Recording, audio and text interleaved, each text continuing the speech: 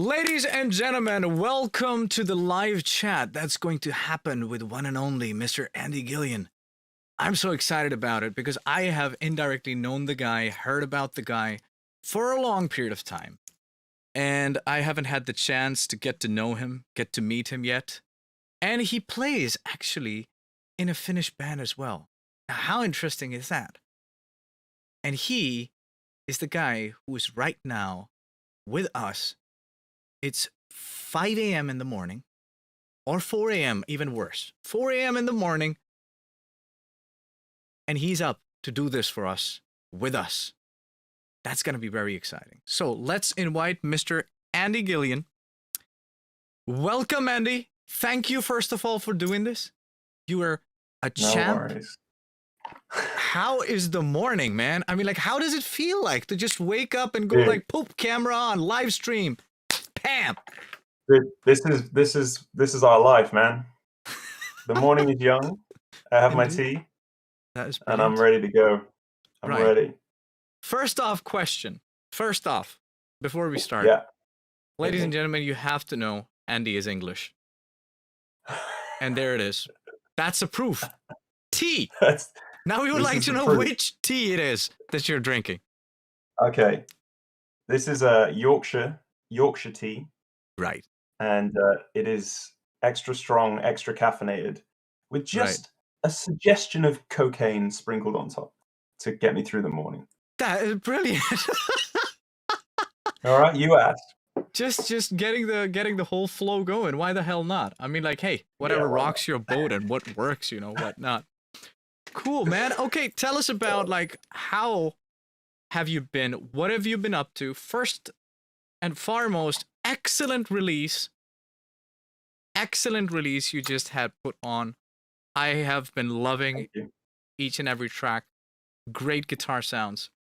Great stuff. You're an EMG artist as well, which I'm happy about. You got an amazing guitar, which one of my moderators is a big fan of. Yeah. So we got a lot in common in that department. Dude, but we would like to know. We need to talk about the EMG thing. Oh, yeah. Maybe I'll let you finish, but I think we need to talk about the active pickup controversy. Absolutely. Absolutely. Many people I just don't understand many people. That's what I'm saying. I don't understand humans most of all. Like, that's that's an interesting breed on this planet, Really interesting. Okay, but getting back to the point, getting to know you. Right now, if you want to expose where you're residing, I would love to know what you have been up to 2020. How has 2020 been for you? And especially, how is 2021 now treating you? Okay. Well, I'm in Melbourne, Australia right now. Mm-hmm. I think I moved here around the same time you joined Wintersun. That'd be right about 4 years ago. Correct. Yeah. Right. So, I'm to give a little backstory. If nobody knows who I am, I am from the UK, but I moved to Australia 4 years ago, and I also play in a Finnish band. I've played in Mors Principium Est for about 10 years. So, what was the question? It's very early in the morning. No worries, man. No worries. That how like 2020. This is the thing, people. I mean, I give my hats off to this gentleman, like, for doing that early in the morning. I was feeling already bad about it. I was like, dude, I mean, oh my god, because there was a time change as well. And then Andy said, "Oh man, I thought it's gonna be 5." I said 5 o'clock's a bit early. Let's do 7, and then the Australian clocks changed, and then I think the Finnish clocks changed at the same time. So we've jumped 2 hours. It's ridiculous. But let's talk about 2020 for a second. Let's just get this out of the way, because this is going to dominate every conversation, right? Definitely. Obviously, it was a shit show. No, I don't think anyone had a good year. I was very busy that year, which helped. So I was working on the Mors album, finishing that off, and we actually released an album during 2020, which was obviously, a really interesting thing to do, and something I'm kind of proud that we did do in a way, because a lot of people messaged me and said that they really needed that during that year, So definitely, to me, that was a really cool thing to hear. So I've been busy with that. I've been busy composing 2 different video games. One called Metalheads, which people should definitely check out. You can actually get that game now and play that, and it's got crazy metal soundtrack. So everyone's gonna love that. and another game called Brimstone Brawlers, which I've been working on, which is coming soon. Soundtrack's coming soon. The game's already out. You can go get that too. And working on my own solo stuff. And that's enough about me. Let's talk about you, Asim. I want to talk about you. I want to find out about, who are you? What have you got to offer the world? Do you know what I mean? Maybe I'm going to take over, flip this on you now. Right. Ask you some questions. Never happened before. That's an interesting one. Like, hey, live chat with Andy Gillion all becomes about like, who the hell are you? Why are you asking me questions? Well, cool. No. Already straight off the bat, I've got a business proposition for you. Holy shit. That's already excellent. People you're watching, you're witnesses. You can't run away from it. This is live, right? This is live. Right, because obviously I've been playing in a Finnish band, but I'm from the UK. Right. Now, I'm a big lover of curry. Oh, yeah. Whenever I go to Finland, there's a curry shortage over there. I'm telling you right now. Of course. Big time. What's going on there? What's going on? I don't know. There were not too many Indians here, my friend. That was the problem. That's what happened. Seriously, there's no curry in Finland. Nah, man. Well, maybe But I would have to recommend you the next time you're going to come here, I'm going to take you to the best Indian Pakistani restaurant. And I guarantee you it's one of the best in Europe. And I have had the pleasure of knowing that it's run by my, countrymen. And that is the only restaurant that I can recommend, kind of, that has come to the standards of the real. It comes close to how the Indian food is made in England as well. You know what I mean? Yeah, please take me. Please take me there, dude. I'm there. I'm there with you. All I did when we were touring in England as well, like, even though, well, I'm a vegetarian first off, so you know what we did was just go to the Indian restaurants. That's all I did, because I knew that would be the authentic stuff that you're gonna get there. And isn't it true that curry had become the national dish of England? I don't know, man. There's so many crazy stories, but I know that we do a good curry. Indeed. So do you cook as well? Do I cook? Yes. My girlfriend's watching this stream, and she's probably thinking, she's probably shaking her head. I dabble. I dabble with the cooking, all right? But I'm not. Look, I'm not as good as she is. Do you know what I mean? All right. But yeah, we make curry. She makes a really good vegan curry, actually. So you're covered. So that's one of the reasons. Oh, yeah. You're really covered. That's good. Oh, that's good. Yeah. Lucky you, man. Absolutely. Lucky you. Yeah. That's great. Yeah. But where would you rate your egg and bread and beans, the national English breakfast? Yeah, dude, I haven't had one of those in a long time. Full English breakfast before. Yeah. Right. Dude, I tried to introduce the Finnish guys in my band to a full English breakfast once. It did not go down well. They did not know what was going on. I have to say that Finnish people, unfortunately, it depends on like the. I still have to live here, dude. Don't ask me these questions, please. So wait, hang on. When did you move to Finland then? I moved here in 2007 in November. Oh my God. It's been a long time. Yeah, it was minus 21 when I stepped out of the airport. Oh, it was how crazy. Cold? Does Pakistan get cold though? The city that I come from, actually the maximum temperature that goes there is 51 to 52 degrees Celsius. Right. I have walked for about a kilometer in 51 degrees. And dude, I did not realize it till the point I went home and I was like straight on the sofa, passed out. I was like, dude, I have no idea what's going on. But the coldest that it becomes, that city, is 4 degrees to 3 degrees. The city that I come from, right? But Pakistan is full of 4 different, like all seasons, basically, all the forest seasons. I mean, the seasons, So we got all different kinds of stuff, like glaciers, mountains. The world's second biggest mountain is there as well. And I bet it's a beautiful place, eh? It is. It definitely is. Yeah. All it's lacking is just,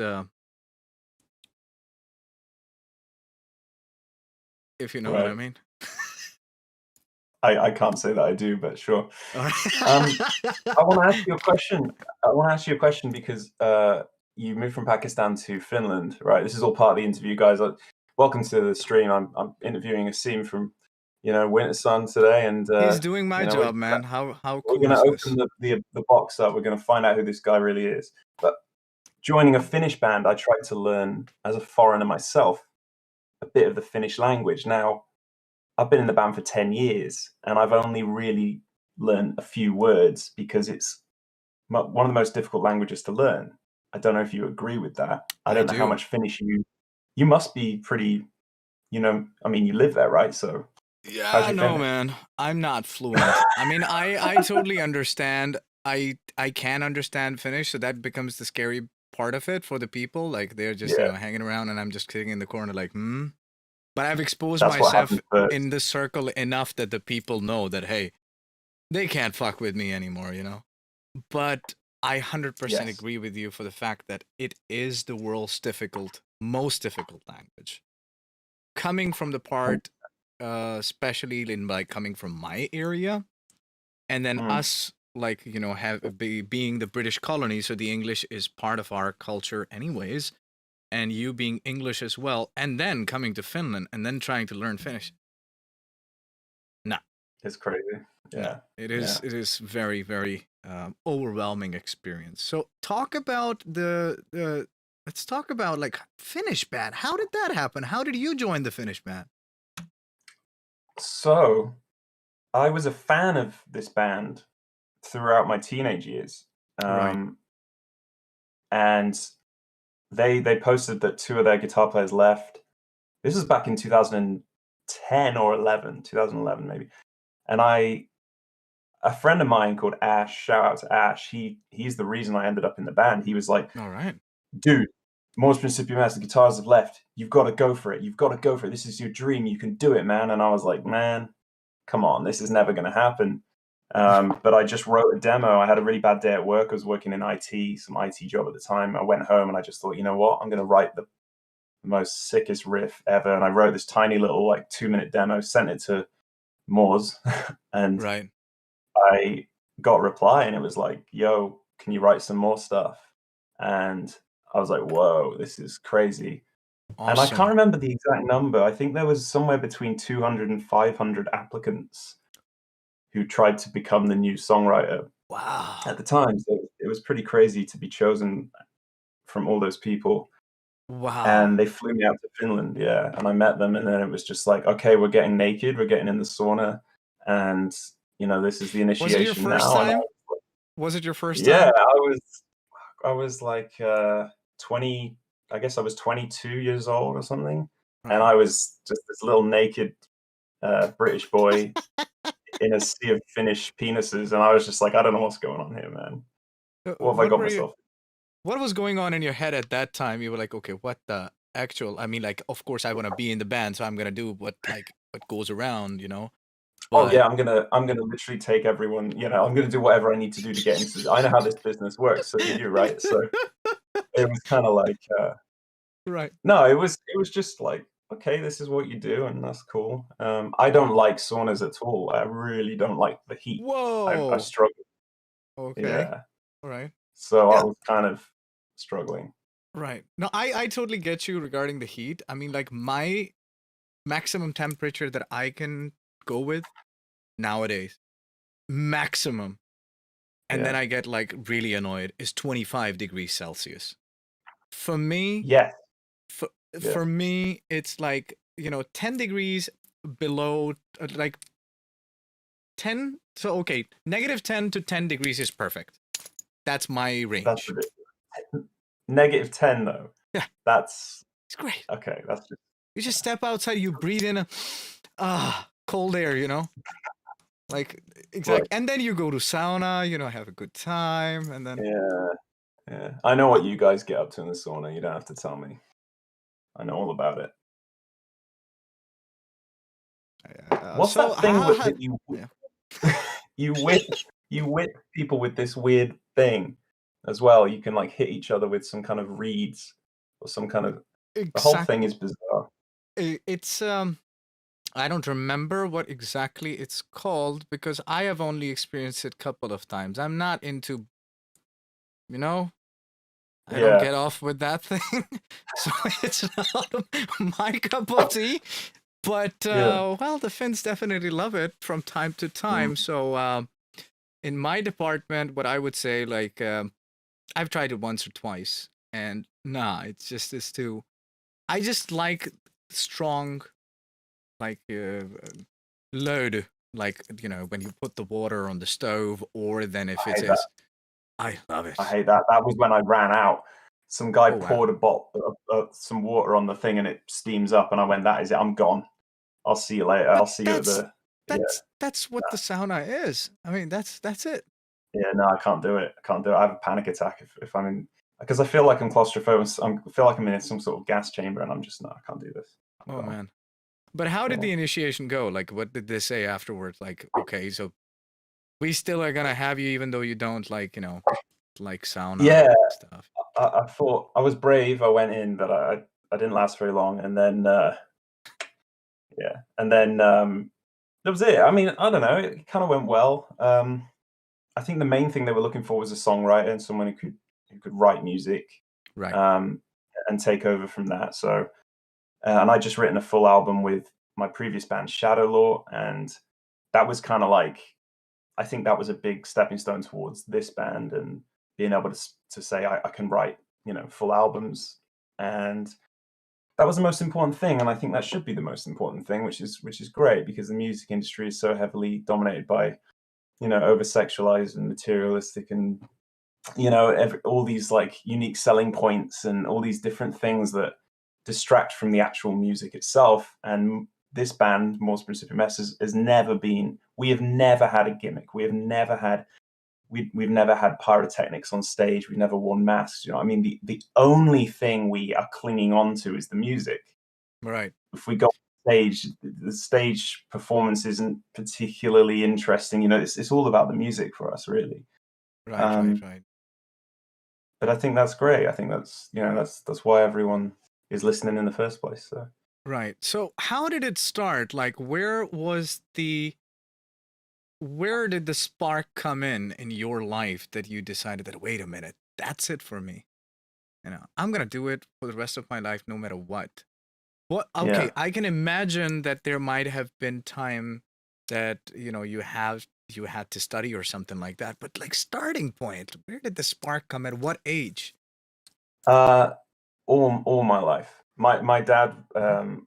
my mum and dad are both piano players and guitar players and singers. Oh wow, Um, yeah, so the wow. house was always musical. Right, Um, and when I was 5 years old, I asked my dad to teach me piano, right. and he taught me to play piano. And then, but honestly, even at like, I think at like 4 years old, I was like obsessed with Michael Jackson, and I used to play my mum's records, and I just I knew I wanted to be. I think at that time I wanted to be a pop star. Do you know what I mean? That was like, Oh I wow. had to be I had to be something. Yeah, yeah. Um, and my dad had this electric guitar, and I wanted to impress him, so I washed it with a bucket and sponge and washed the guitar and destroyed it.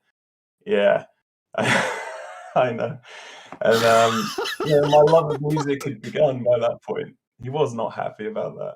Yeah. Wow, But, what was going in your head? Like, what? Why did you want to impress with washing it? Like, was it I dirty or thought something? if I clean it Right, up with a you know I didn't realize, I didn't know about electricals back then. I was only right, like right. 4 or 5 years old. Mhm. But, the spark you said about the spark, honestly, I've just been obsessed with music my whole life. And it's like, it's a double-edged sword because I'm very I don't know if you're the same, but music is always going on in my head. I can't sleep because of it. It's a real OCD obsession thing that I Mhm. cannot, and it torments me at times, Sure. um, This as is well. So interesting, actually. By the age that you're talking about, this is where my spark happened as well, and Jackson had a role to play in it too. Because at the age of okay, 4, I was introduced to Dio. Hands sure, down, everything changed for me because of that. But then at the same absolutely, time, Jackson's VHS was introduced to me as well as a kid. Like I was just sitting in the yeah, corner, and of course, my uncle put it up, and like, dude, who the hell is that? yeah. And Yeah. Guns N' Roses was the other one. Like the Slash had influenced me in that way. I'm not a big fan of Slash, but the whole point Yeah. was this: that if I was supposed to eat and I was not eating, so my brother's friend who introduced Guns N' Roses to us and brought the VHS like live thing Mm. told me that if I don't drink my soup or eat my soup, Yeah. I can't remember if it was drinkable or eatable. You know, that's the other debate as well. Do you drink soup or do you eat soup? Because you do Was the soup. both, like, you know. Yeah.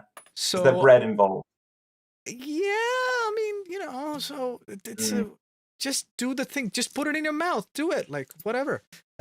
So he told me that if I Similar things were don't, said in the sauna.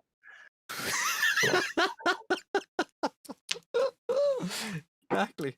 So he forced me in that sense that because you know Mike, the Slash used to do the vocal harmonizing of the guitar as well, Mm. and I I've never done it, so I'm a little bit illiterate about that. What is it called that you put in your mouth and then you The vocoder thing. I think you're vocoder, talking about. right? Exactly. Yeah. So he said that if I would never, you know, if I don't finish my soup now, I would not be able to Yeah. do what Slash does. And trust me, I either you can call it a trauma or you can call it like what the fuck moment, but I've never tried vocoder. So maybe that's the love and hate relationship I have with Slash. Yeah.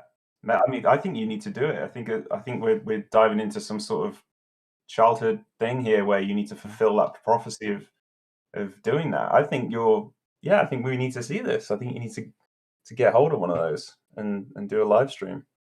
Right. You see, Mhm. ladies and gentlemen, what Andy is doing? That is great. I never expected that to happen. This is actually first live stream that, you know, I'm being motivated as well that, hey, you got to bring your, you know, childhood like into reality. Come on, man. That's cool. Come on. Thanks for that. I did not think of that till now. Yeah. Thank you. I mean, why haven't you done it? Think about these things you always wanted to do. True that. You know, life's short, man. Go Actually, do it. that's true. I should really look into it. Thanks, man. Really appreciate No it. worries. But Yeah. talk about the guitar now. You washed it. Which Sure. guitar was it? It was I don't know what it was. It was like a red and black kind of fade.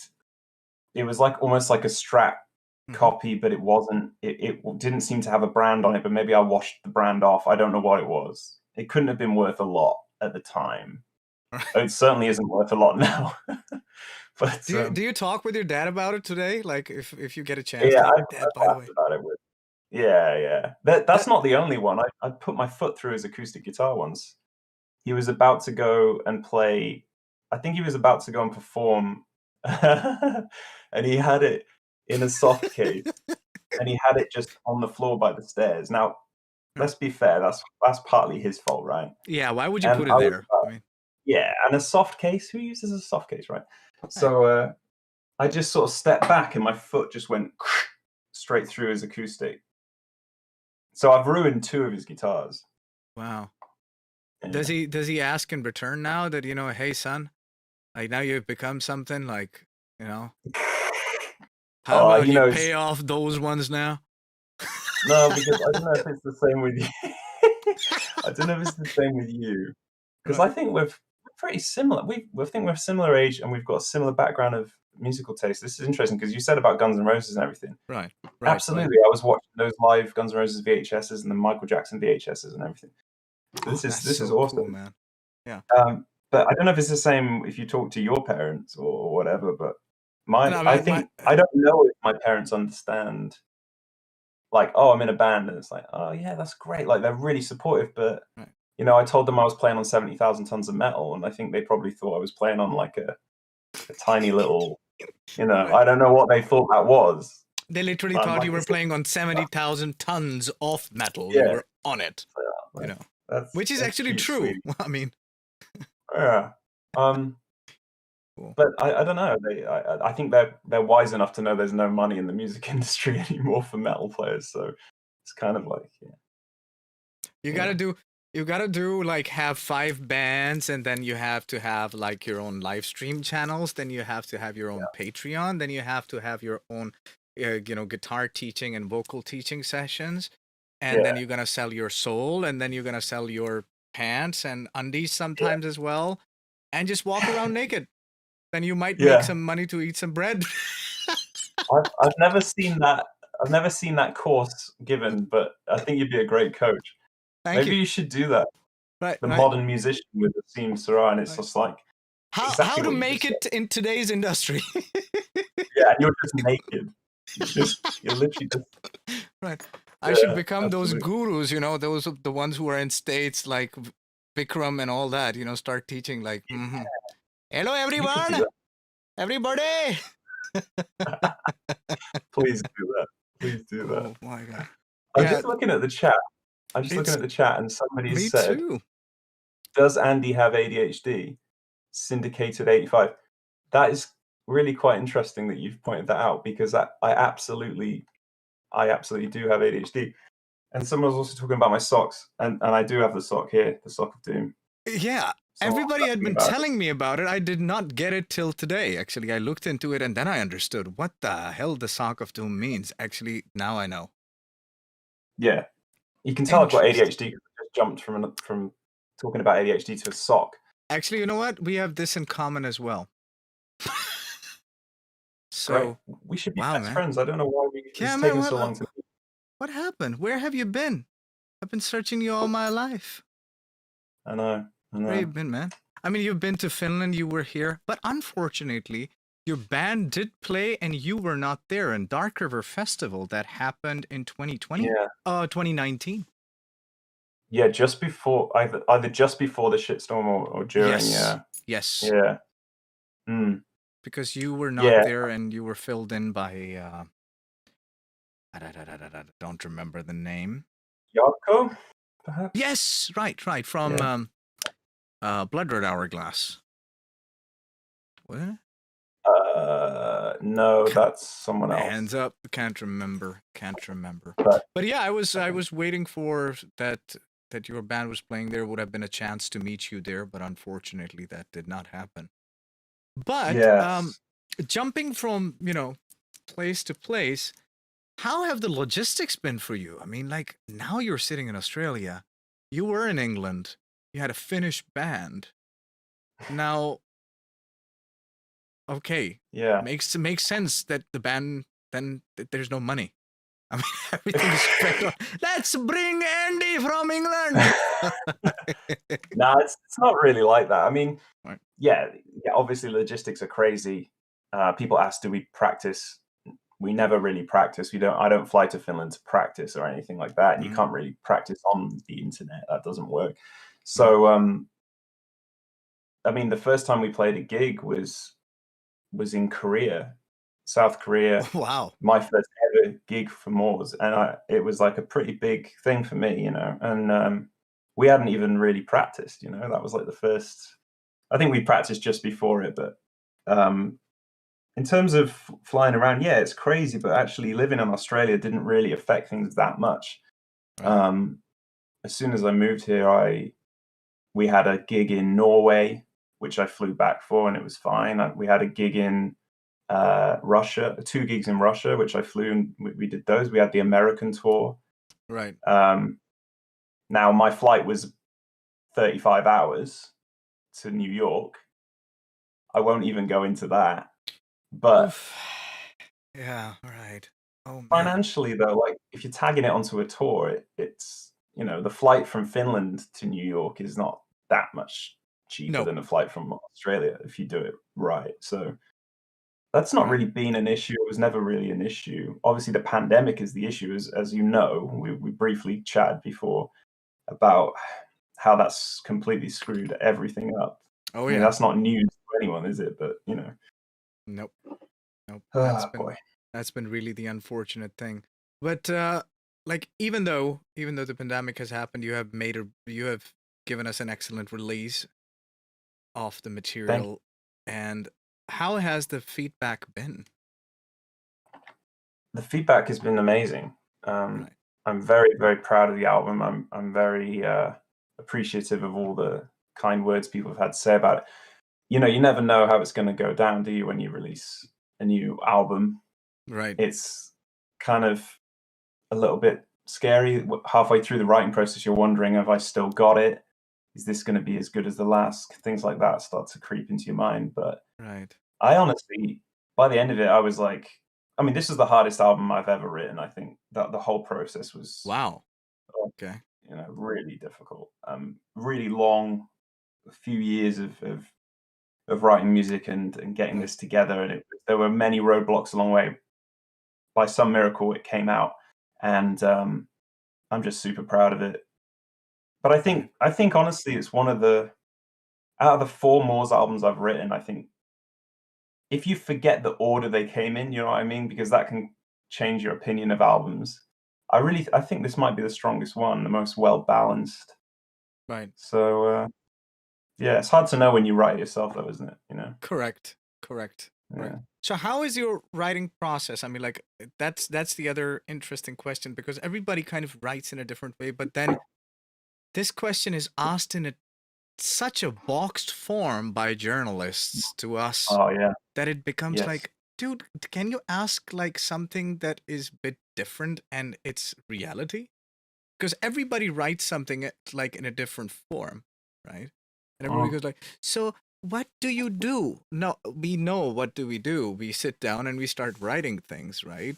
But how many times have you deleted your tracks? Yeah. Well, I don't like to delete anything. All right, Um, I know that some people they swear by deleting things. I know right, Hans Zimmer says the same thing. He says, "Delete, just delete it if it's right, not." But I put everything aside. I say it, I leave it, and I have hard drives full of riffs and unfinished right, things. But sometimes I'll go back and I'll find things that work with think pieces I'm working together. And one tip for anyone who's watching who has lots of like random ideas and not sure how to put them together, if you make a spreadsheet, this is something I found out quite recently. If you just make a spreadsheet and you write the BPM of every riff idea, every single idea, you could have 20 different ones, and then you might find that 4 of them are all at 150 BPM, and then you're like, holy shit, that could work. Maybe that works together. And it's not the best way to write a song, but when you're really just like, I need that extra thing, and then you look back and you go, oh, 2 years ago I wrote this insane riff. That's perfect for that part. mm-hmm. That can be helpful. But when you asked about my writing process, is very it's very personal. Mm-hmm. Um, it's not like I've never really had the uh, opportunity or pleasure of being in a room with other band members writing together. That's quite an old model, isn't it, for writing songs? Is that you all get together. Mm-hmm. Um, Right, this is kind of a lonely experience for me. I just sit in my room here and I just write whenever when the creative juices are flowing. That's when I right. just start putting ideas down. But you mentioned about that you get back to the tracks and then you look at the tracks and you kind of like, bring out the riffs from there and add them here and there and this and that. So kind of like you have now, let's say, a bank, a vault of material that you Mm, have. And of course, you have a library, right? For instance, in my in a way, department, like what I do, I have shit tons of projects all over, which are in the same yes. BPM. Or then I would have a project which would have hundreds of BPMs, like, dun, dun, dun, dun, dun, dun, dun, dun, dun. Yeah. And I keep on stacking them. So there's a huge project with 20, 30 different riffs under um, different tempos. But then if Yeah. one thing is working for me, till it's not finished, I can't do anything else. It happens sometimes with me as well, that I don't really Mm, touch anything else. And of course, having that ADHD, I mean, that's what happened in the streams as well. People, how it went, trying to finish a song for an hour, like, cool, made other three, but that one never got finished. yeah. Like, Yeah. so does that happen Yeah. to you as well? That if you want to, you just focus on that song that you're like, that's it. Along the way, there are Yeah. 1,000 others coming in. Yeah. That's it for sure. And I talked about that vault of riffs, but that's only really 5% of the way I write music. Usually, I will write very purposefully, very focused on like I Oh need a wow. song that sounds like this, or Mm-hmm. I have this idea and I'm going to evolve that idea into a song. It's only when I get really stuck that I'll look back the bank of riffs I've got or ideas, and they always, they have to fit. You can't just glue random riffs together just because the BPM's the same, right? It has to have the same vibe. Yeah. Right. But yeah, I definitely have a problem where I have a problem with unfinished things, which is probably why I'm quite prolific at releasing music so often. Mm-hmm. Is because I don't like things being left undone. If I'm at 3 a.m., I've got a song open and I know it's not finished, I can't sleep because all I can think of is that music. Right. Um, Right. So for me, it's quite important to have closure on an album or closure on a song. Right. So and get it out of my head. Like, for instance, if you're sleeping and then you like trying to sleep, you still have that idea. Now, how do you put that idea down? Do you sing? Do you hum it into your phone voice memos, or would you come to I could probably your? play you one. All right, I that could would probably be play you excellent. one right now. Ladies and I gentlemen, need to you be see, you are careful hearing it for the first time on this channel. See, there you go. Yeah, hang on. Witnesses. Let's pick Evil Fast Riff 1. All right. You ready? Yep.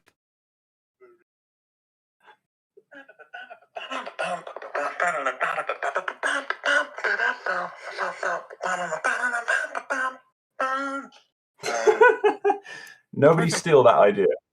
Hey, okay? Nobody does that. Nobody does it. It's his trademark. Boom.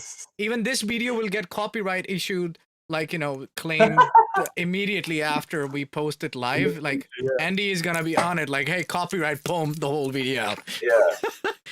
Monetize that, bitch. I'll tell you, I'm coming after you, man. Exactly. Yeah. So I do that singing into the phone thing all the time. I'll do it at 3 a.m. Well, I'll wake up and do it. I'll wake up the girlfriend. I'll in the early days when I was working, 9 to 5, I would run to the toilet and do that. And then you realize some guy's shitting next to you and you're singing into your phone. It gets a bit weird, but that's how you have to do it, Exactly. But even before I had a phone that could even record, I'm talking like 2009 or something, when I was in a job, like an office job, I would have to just get a Post-it note and try and write the notes. Yeah. On paper. Right. And I was like, I can't forget this riff. This is the best riff ever. Yeah. And I'm like, I can't go home for another 4 hours. So what am I going to do? I'm just going to sing that riff in my head. So I'm at my desk typing and I'm just like, trying to think of this riff in my head. And I was like, I'm not going to forget this until and then I get home and I've had it in my head for 4 hours and then I put it into Cubase and I'm like, there it is. Right. Yeah. But do you have that thing? Well, by the way, people are thanking you for that riff because they needed it to finish their album. So they're very, very thankful. Like one guy said, thanks, Andy. That was the missing riff I needed to finish my new album. So that's great, man. You are helping people out, man. Think about it. Of course. You're the guru today here. Jesus, man. Gillion the guru. G for G. Yeah. Forget about GTA. It's GTG. Not got to go. Gillion the guru. All right.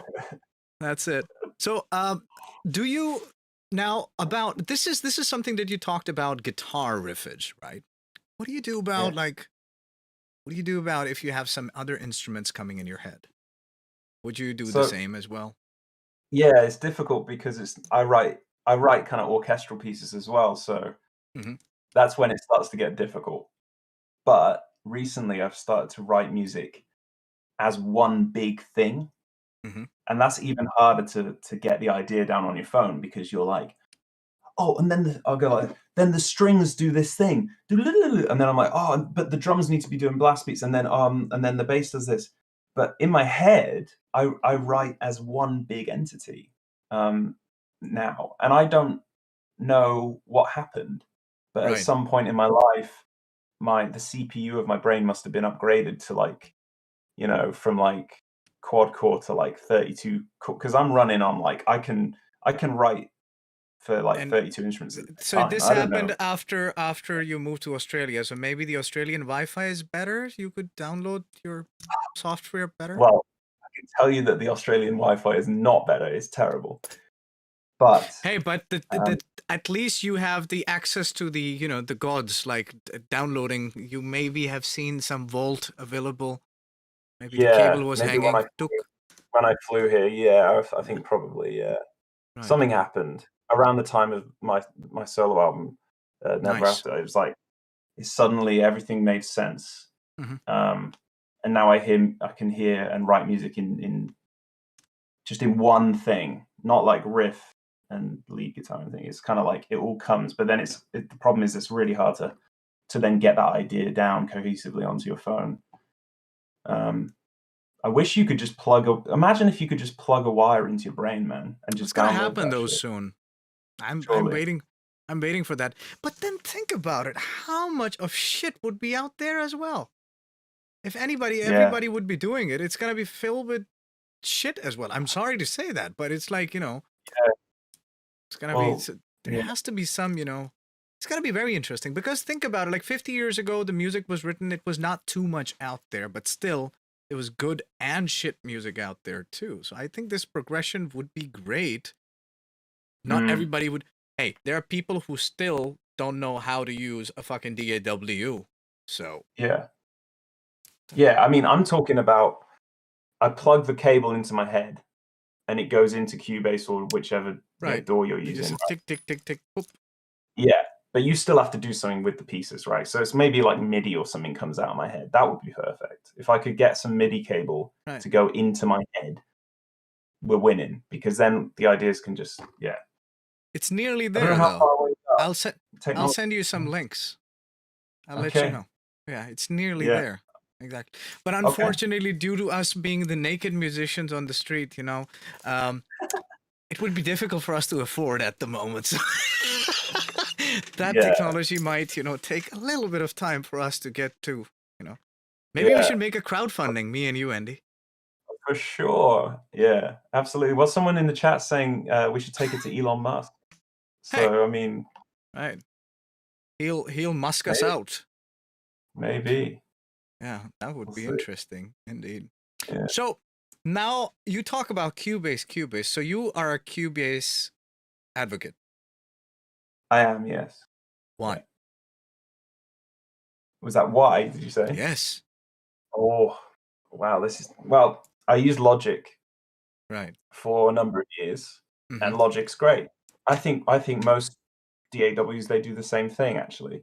True. So I'm definitely not one of those people who's like, you need to use Cubase. Whatever you use sucks. Mm-hmm. That's not who I am. I think they all do things just very slightly differently.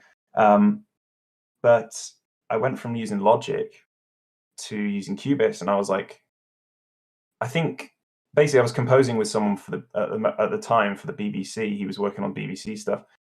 He'd worked with Hans Zimmer, who used Cubase, and taught him. And then he was teaching me, and then we were kind of writing orchestral stuff together for a while.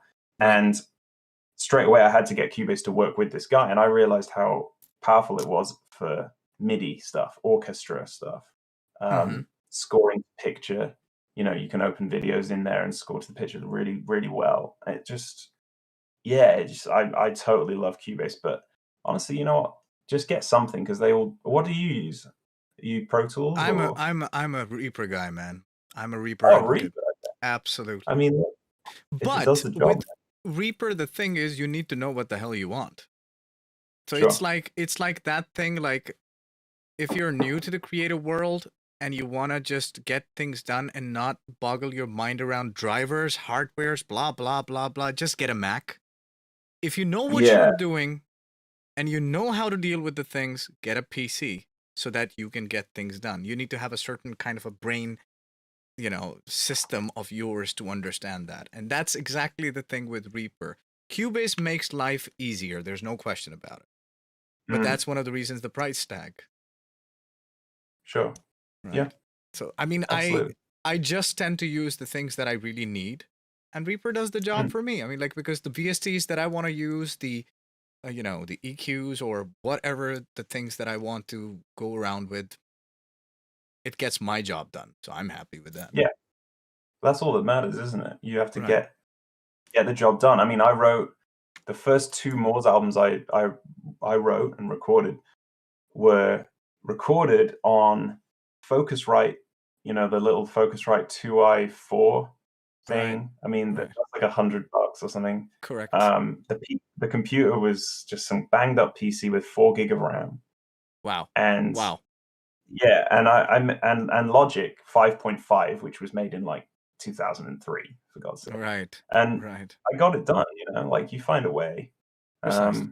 and whatever works for you.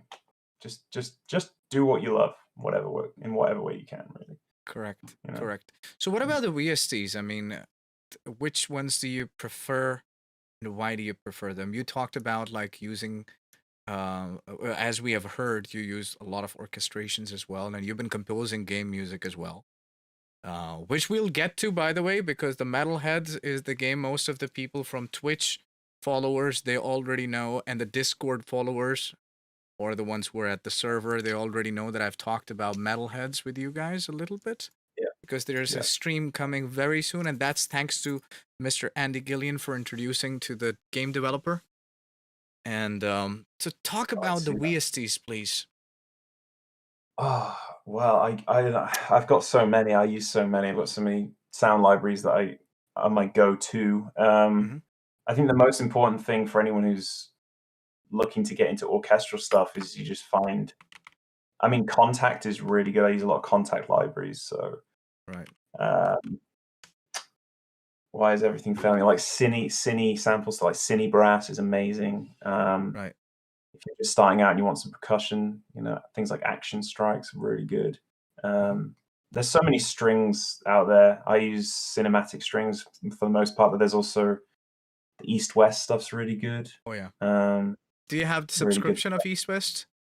Or No, I don't have like a full right. subscription. I just got the gold. I think I bought the gold one, Yeah, which kind of has most of the parts of the orchestra. So, you know, if you're starting out, actually, that'd be a great way to start. precisely. Get That's like, where what I did yeah, too. Yeah.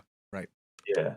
Because then you've Right. got, you know, you've got the woodwind, the brass, the strings, percussion stuff, all in one BST, and just go to town on it.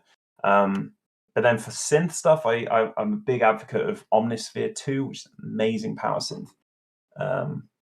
And there's, I mean, I could sit here telling everyone Right. what to get. No, I that's can't remember great. everything. That's great. I mean, this it is interesting to hear because then it's good to hear your music knowing that as well. That okay, so this is done that way, this is done that. I think today in today's world, it's much nicer for the musicians to openly talk about it, to give the confidence to the others that hey, look, this is what I used. I was capable of doing that. Why not Yep. you? Go out there, do it. And I believe you know a band called Beast in Black, right? Oh So God, yeah, so yeah. good. So what Anton did, Anton Kabanen, what he did in the first album, basically used all the free VSCs. That was his target. He was like, hell with Wow, that. Like, I'm gonna that's use the brilliant. free ones. Because when you That's have the cool. vision, you know what you want to do, what you're aiming for, Absolutely. boom, go for it. 100%. Like you don't need to. Yeah, if you know what you want, that's actually the thing. There is vision, right? And that's what it's all about. If you have a clear focus and vision on what you want to achieve, you can get it done. I don't think you need to spend millions on plugins, and it is up to us to not hide behind this like thing of fame or whatever people think. You know, we're big musicians, whatever. Like it doesn't matter to me. I'd rather give back. I'd rather help people to achieve not for the reasons of fame and money, but to achieve for their passion the way I wanted to. And when we were probably starting out, all we had were forums. You know, Facebook didn't exist. YouTube MSN was really not. Messenger, Yeah, ICQ. MSN and forums, and it was Yeah. like we were asking the question and waiting a week to get a reply. That's what it was Even like back then. sometimes not even get a reply, and then you're lost in like, Yeah, well, okay. Yeah. exactly. And now it's like there is so much information out there. Of course, there's a lot of bullshit, but I kind of want to help people get set up so that they can achieve what I've achieved in a way, which is not. I'm not talking about like success. I'm talking about it doesn't matter if one person hears it. You made your vision real. That's the reason we all do this. I mean, Right. that's the way I do it. I had something in my head and my heart, and I wanted to put it into audio and be able to listen to that back. And even if it's just me who hears it, Right. that is so fulfilling. That is literally why I live, is Correct. to do that. Right. Right. Now, just talking about that, what was the best experience so far that you would say that was the highlight for you in your career that you have thought about? Like, oh, damn, man, that hats off to Yeah, that. wow, what a question. There's so many. I feel like, I don't mean that like arrogant way. I just mean like I'm so grateful for so many things along the way, and it might be the same for you, that you release your first demo and you're like, I've made it, and then that bar gets raised every time you do something else. So then I'm like, I played to more than 300 people. I've made it now. There's tons of little things like that where I go, oh, I feel like, Right. damn, that like releasing my first album with Mors on a record label, and it was like, wow, this is this big thing. Right. I guess Right. that was a huge achievement, joining a foreign band, writing an album, releasing on a record label for the first time when I was about 22, something, 23. Right. That was a Right. big deal for me. Right. But I think honestly, the biggest achievement was releasing Never After, because I released that Oh, wow. myself. I did everything, not just the music this time. It was like I marketed it. I had to get the CDs printed myself. I send T-shirts out myself from that cupboard that you can't really see. And Right. I've got just boxes of stuff, and it's like I realized, you can do this. People can do this themselves, and it's possible to put your own music out there. And I want to help people to do that as well. Right. Today we have What all about the you? opportunities. I would say, man, joining Yeah. Wintersun, that was the biggest, it's like a kid coming from Pakistan, basically. And that was the biggest thing for me. A band that, I looked up to, I learned from, I really had been a big fan of, and becoming part of it. It So was, how did that? that's definitely a very long story. But in a short form, like in a summary, it would be that the day that Yari posted about that, hey, okay, so I'm dropping the guitars basically, and Wintersun would be looking for a second guitar player. I just was in bed and I wrote him the message immediately. I was like, okay, well, Dude, that's my we've lived the same life. This is the same story as mine. really, yeah, I mean, right, right exactly. What the hell? from the Michael Exactly. Jackson VHS Right, to joining a Finnish band as a foreigner right, by emailing because they needed a new. We're literally the same person. This is actually crazy. right. And I've been telling you Wow. that, like I told you, Melbourne is my city. Like I love Melbourne. I've been called on to Melbourne by so many times as well. I got great friends Yeah. in Melbourne as well. And Yeah. so we are each other's version, but in different countries living, like, Yeah. I'm the British version of you, and you're the exactly. Pakistani/Finnish version of me. Right. How interesting is This that? is Yeah, I love this. Have we been in the I'm finding out past life, like, like, have we been crossing paths somehow? maybe. Because, you're British. Maybe you, like, in the past life when the Brits, the English went to India, huh? And maybe, you were there, then I was there already. We met. Related. Hello, Yeah. Sarendi. Hello. Yeah. Making curry Maybe or one of something like my that, you know? This is getting weird. I mean, I know it's early in the morning for me, but this is getting Right, very strange now. But right. hang on a minute. Let's just back this up a second, because Yeah. what if we're like twin brother? How old are you? I'm Do you mind? 32 going to be this year, yeah. I'm 32. Okay, So which month is your birthday? September. I'm October, dude. Okay. So Not there's so a far. chance that we But could okay, be twins. which horoscope do you have? Virgo. But I mean, All right. Well, who I'm cares? Scorpio, but it's not that far, you know. Yeah. I think there's I something don't, to this. We need to investigate. Should we do a DNA test? yeah. Live. A live DNA Live, let's do coming it. up. Ladies Live and DNA. gentlemen, in today's session. All right. Like, holy shit. Maybe we might come to God. the, when we go to Elon Musk, we might be able to make a technology that we can, seep in, get into the camera, like me get over there, like you come here. Like, that would be Yeah, that'd be that'd be rad. excellent. It would be, wouldn't it? Whoa, It man, really that's would. getting deeper and deeper. Like, hey, you Mhm. definitely, this is the first talk that I'm having like that. That's getting really, in a way, interesting and scary at the same time. It's getting deep, isn't it? Exactly. Wow. Yeah. So many things in common and we haven't met even once. How's that possible? What happened? It's a crazy world, my friend. It's a So crazy world. England, which city are you from England? I grew up in Yorkshire, Mm-hmm. and then I moved to Bristol. I Mm-hmm. spent most of my life in Bristol. Right. Don't know if you know Bristol. Well, actually, you probably did play Bristol. No, would you No. have played Bristol? Uh, No, I think that was the last show of Arch Enemy Tour, probably. Bristol? maybe. I think you, yeah, maybe well. Don't Yeah, remember. Don't remember. yeah. Could It's a be, could nice be. little city. Right, It's a nice little city. I like it. right, right.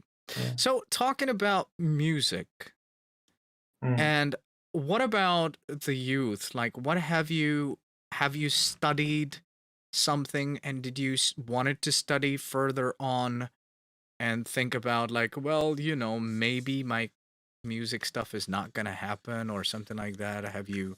Oh God, yeah. I mean, I studied. I was classically kind of trained on the piano from the age of Right, 5 to about 12, I guess. right. Um, and then picked up a guitar and left the piano. And I said, "See you later. I'm too cool for this." Do you know what I mean? I don't want to play scales anymore. Mm-hmm. Picked up the guitar, but then obviously you can see a piano behind me, so I definitely still tickle the ivories from time to time. I love Right, playing piano. It's one of my big loves now. But as a kid, you don't really want to be learning the regimented kind of stuff. So, but otherwise, all my learning just came from listening and playing and writing and recording. That's right, how I learned. Um, and when I was about the age of going to university, right. I thought to myself, what's the point?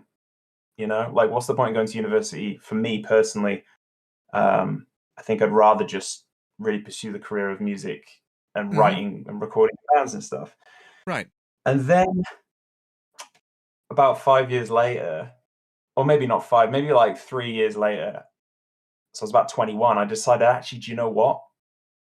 This isn't really working. I need to get a degree in music. So I went Mm-hmm. to a number of different universities, talked to the lecturer, and I said, yeah, I want in on this course. Right. And I got turned down by every university. Now, I was Ouch. already writing full albums Right. and not just guitar, like some orchestral stuff, right? And I had this one guy say to me, "Yeah, do you have a grade 8? Do you have your grade 8 on an instrument?" And I said, "Well, no, but, I play guitar to a pretty high level." Mm-hmm. Trying not to be cocky, but I was like, I probably would be a grade 8. I just haven't Yeah. done it. And he said, "Ah, well, I think you'll really struggle on this course. We write ringtones. We compose ringtones on this course, and I think you're gonna struggle," and turned me away. And the same thing was at a different university. I drove all the way to, like, Brighton University, I think it was, to do a music course there, and the lecturer said, "You're just gonna struggle. You haven't got the grade 8, so you can't do it." And, dude, that hit me so hard because I Yep. didn't even want to do those courses to begin with, and I felt like I then couldn't do them Right. because I was being told I'm not good enough. Right. And, I wonder if that lit a fire under my ass and was like, "You need to show these." And you know what the Definitely. funny thing is? One of those lecturers, 5 years later, invited me back to actually give a talk to their class, but they didn't remember who I was. I mean, Nice. it was incredible. Cool. Cool. So it worked out. Yeah. Right. Exactly. No, I totally get it. I totally get it. It's quite an inspiring story in that sense as well. But this is something that I have problem with the institutionalized studies or Yeah. So institutionalization studies. Like basically, I'm were not a you institutionalized yourself or? man. I was. You can call me a dropout. I Yeah. actually left studying because I was studying a little bit of psychology as well, and I was here in Finland, and I just could not focus. So I was running around in different, seeking different bands and working on music, getting out there, being out late at nights because that's how you get to know Finnish people, if you know what I mean. So that's where you make the connection. So you are still out there 5, 6 in the morning, and then you still have the school to go to. So that didn't work out Yeah. for me most of the time. So I was a dropout Yeah. in that sense. I left. I just didn't show up, and I worked a lot on music ever since. And my family had been helpful in that sense that I was part of the family business as well, so I was able to sustain myself being in Finland while pursuing, Mhm. full on music here and there, hammering down this, that, this wall, that wall. So yeah, I mean, like institutionalized studies had not been a thing for me because exactly people look at you like, well, well, basically we are from the music school, and like, get the fuck out of here. Yeah. Like, who the Yeah. fuck do How you think many? you are? Yeah, like how many albums have you written exactly? Like I had this one. There's this one guy. I actually think I got turned down by maybe 4 places, right? Right, And there was this new up and coming school of music, which was a bit more modern and you thought was a bit more free thinking. I right. remember going to that, and this guy comes out. You know the type. He's got his suit on, but he's kind of young and he's kind of hip, and he comes walking out, and he's like, Ah, he's the kind of guy that would do this. He would just swivel that chair around, right, and he'd be like this, like kind of like David Brentstein, and he was like, "Now I've actually written a number one hit. right. So you're gonna have to listen to me." And we're just sat there like, "What have you actually done?" Mm, And again, the same story. It's like because this guy wrote a number one hit in like I don't know 1999, he thinks right. that if you don't have oh yeah, one thing he told me, worst advice I ever got given was from that guy. And I'm gonna tell this to everyone right now.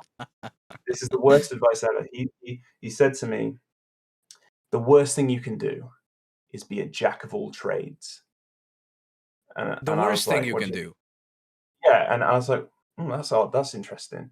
And he said, "Yeah, what instrument do you play?" I said, "Well, I play I play guitar, I play a bit of piano, play a bit of drums. Sometimes I do a bit of vocals." Right. And I think that's really broadened my horizon and helped me to be able to understand all elements of, and write pieces of music with more intention for every instrument and create a fuller experience for the listener. And he's like, "Yeah, that's where you're going wrong. Exactly. And telling me that no, you need to just be the elite at one thing, otherwise." And Bullshit. I'm like, "You're an idiot, man. You're an idiot. Man, You're I've been telling with kids." yeah, exactly. I've been with these kind of people as well. They had been like, you can only do one thing in your life, one thing, only one thing. Well, okay, so if you are able to only do one thing and probably not even that, that's the reason why you're fucking telling people that you can only do one thing in your life, one thing. Get suck at it, suck life. Like fuck Joking, off. man. Right. So it's like I've been with these individuals in that sense, and yeah, it's just incredible. It's just incredible. Sometimes I totally understand you on that. But okay, you studied a little bit. You went your Yeah. way. You went on doing things your way. But Mm. how did it come about that you decided that okay, did you ever have a plan B? I didn't. I never even thought that a plan B exists. I still don't. Yeah, I didn't. So people may look at musicians who they think have made it or whatever, you know what I mean, right? And they and the but the thing is, it's always a struggle. I don't. It's got to be the same for you. Like it's everyone. We're all struggling, you know. Like I think every musician out there really. Right. Nobody's like sailing yachts around the harbor and driving Lamborghinis and stuff. Apart from Asim, obviously. But yeah, no. But this is the thing. Do we want to hide behind this like facade that we're super like successful? I don't care about that. I'd rather just be honest with people about how the music industry is and stuff like that. And like, I don't Mm, have to go into all that right now. But Um, dude, it's like, oh man, I'm going off topic again because I've got this chip on my shoulder. But like, I think No musicians worries. have a chip on their shoulder sometimes because the industry is so hard. It's hard to be noticed and it's hard to succeed in. And it's only really recently that I've felt like I am succeeding. Um, Even though I did all the things, nothing changed in terms of what I was really doing. I was writing albums and releasing albums, but even with a record label, you're like, well, have I really made it? You know, Mm-hmm. I'm putting out Mm-hmm. these albums. And Exactly. Yeah. So like, would I you can't make it. I say still can't make everything. would you say in that basically it's the mindset? Wouldn't you agree? Yeah, That I think some people as have got. Yeah, some people have that way of feeling confident, like overly confident about the what they're in. You know, like, and social media really helps people shout about what they do, doesn't it? And it's like, someone could start a new job selling, people make their own candles and they can be like, I'm a candles, maker now. And I just, and they create this whole, you can create a business like that. yeah, And people yeah, think you're some successful businessman.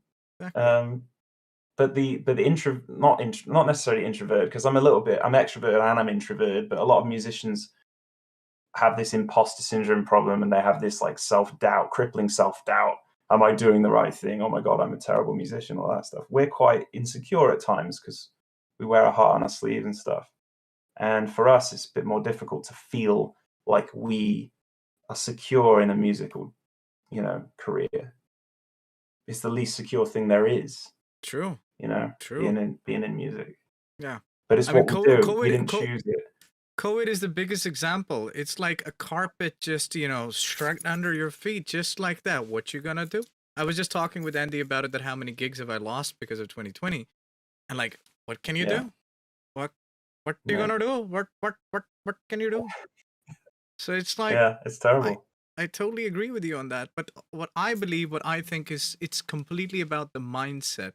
I have never been that peace with myself since few years now, that I've really realized that Mm. holy shit, finally I'm able to do what I wanted to do and how I wanted to do it and how I wanted to live my life, Yeah. instead of being like, okay, we definitely don't ride in Ferraris, or we definitely don't have yachts. Um, Mm. Maybe hopefully one day when my chicken curry becomes very successful. Um, so ladies Still and waiting on that. gentlemen, yeah, we gotta put the Gillion stamp. Tested by Guru, the GTG. Gillian the Guru tested. Right. There's money to be made. Oh Money to be man. made. Exactly. I mean, so I could never be at peace with myself as much as I am today. Like joining Wintersun, being That's in great. Wintersun, going around the world touring, just doing music the way I want to do. I have my own space here as well, and it's like, Yeah. it's great. But at the same time, I think this is partially part of success. This is being successful, to be happy with you yourself. That's the key in life. I mean, that's what the life we are living for, right? I think so. That's deep shit. Yeah, That's so deep. You're so right. And I think I struggle with that, if I'm honest. right, I think I definitely struggle to feel like, day to day, there's never been a question about what I'm doing. I've always done music, and I always will. And I've done music while working 9 to 5 jobs, just as most people do, as well as now I'm able to actually really pursue the career of music without that obstacle in the way, and I can put all my time in. A lot of that is thanks to like things like Patreon and the people who support me. Without them, couldn't do it. right, Same for any band. The fan base is the most important thing that sustains you, that allows you to keep doing what you love. right. But I do think, like, when you touched there on like the mentality, the mindfulness, the happiness thing. Yeah, I do. I think I've got to work on that. Honestly, I've got to work on feeling a bit more at one with myself and not always feel like this is a big struggle. You know? Right, right. But do you feel like that you have to like prove your point somehow by, releasing the music out there, being out there, like, hey, okay, well, I'm still able to do it. I still have it. Here's the next album. Here's the next Yeah. single. Here's this. People, I am capable of doing it. Do you have that urge? Do you think so? I think every musician, I think every artist has some sort of self-doubt, and I think that's part and parcel with being a creative person. Right. But you're right. I think, you'll know just as well as me, like, if you write an album, after the first one, it's suddenly comparative. It's like, can I do it again? Oh my God. Uh, what if this comes out and everyone's like, whoa, that was shit compared to that one. It is a constant struggle and fear, but then something takes over somewhere in that process where your heart just takes over and you just go, I know what I'm doing here, because I hate the expression, but that born to do it thing.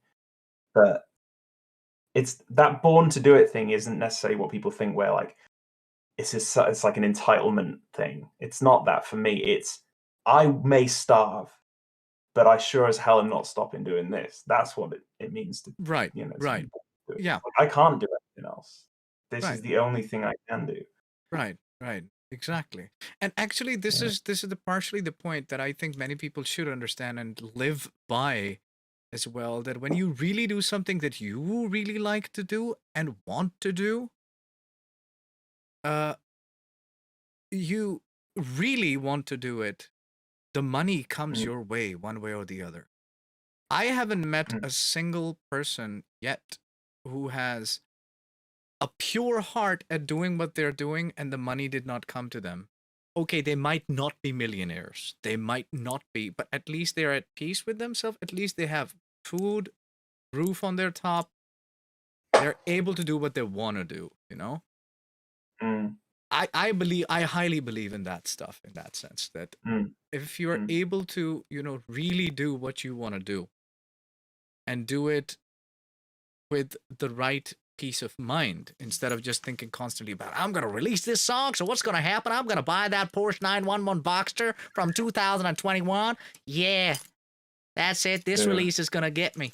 It's going to get me yeah, all that P, and the chat yeah, knows what that P means.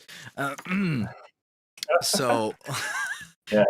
that would be a Like, mindset that's not going to get you where places. no, the mindset needs to be, if you're starting out, it needs to be, money is necessary to feed me, and to, put a roof on my head, and like, the very bare essentials, and then that will allow me. That's all I ask for. I could earn minimum wage for the rest of my life, and I would be happy, because if I'm able to do music full time, Right, because right. as long as I can live, and life is expensive, like, we can't deny that. Living is fucking expensive. Yeah. The battery Um. cycle is going low day by day. Yeah. Yeah. No exchange of And battery. No, no. This is no iPhone. Expensive. No, no. where does this where does this come from? This voice, is this your dad? No, man. It's my thing. You gotta come check out sometimes. Actually, we should do some gaming together as well. You'll understand that I actually had been. This is That was the other thing that I've done a lot. Like as a kid, I used to love to impersonate a lot, and I'm able to do a lot mm, of different accents and so on. So from the time to time, it just pops out. An Indian way of coming out of me just is relatively easier for me to do because I can do it. It's like the same way if, you know, yeah. Borat is able to make the Jewish jokes because he is a Jew, if you know what I mean. So I'm Indian, I'm able to do Indian, and nobody gonna come like, look, this guy, very wrong. Abu You've got the cancelled. Cancel yeah, culture. Cancel yeah, me. Try but it. you put me in a tricky position though, because I'm All here right. like laughing along. Like, I'm like, I don't have the Pakistan card to play. Do you know what I mean? So I'm just sort of like, yeah, that's funny. Like, Just I mean, it's hilarious to me, but just keep shaking your head, man. You're all good. yeah, You're all good. don't you cancel me, man. No, no, no, no, no. You're just getting started. New subscription, ladies and gentlemen. GTG. Gillion the Guru subscription. By the way, this is very important. I mean, on a serious note, ladies and gentlemen, Gillion has Patreon page as well. You guys should definitely give a follow on getting that subscription for him and support Gillion, support all the musicians that you're capable of doing. And it's completely voluntary based. I mean, like we have Wintersun has Patreon page as well. And it's not like that, you know, you're just like you're stuck with it. You can anytime cancel. It's just like watching Netflix, you know.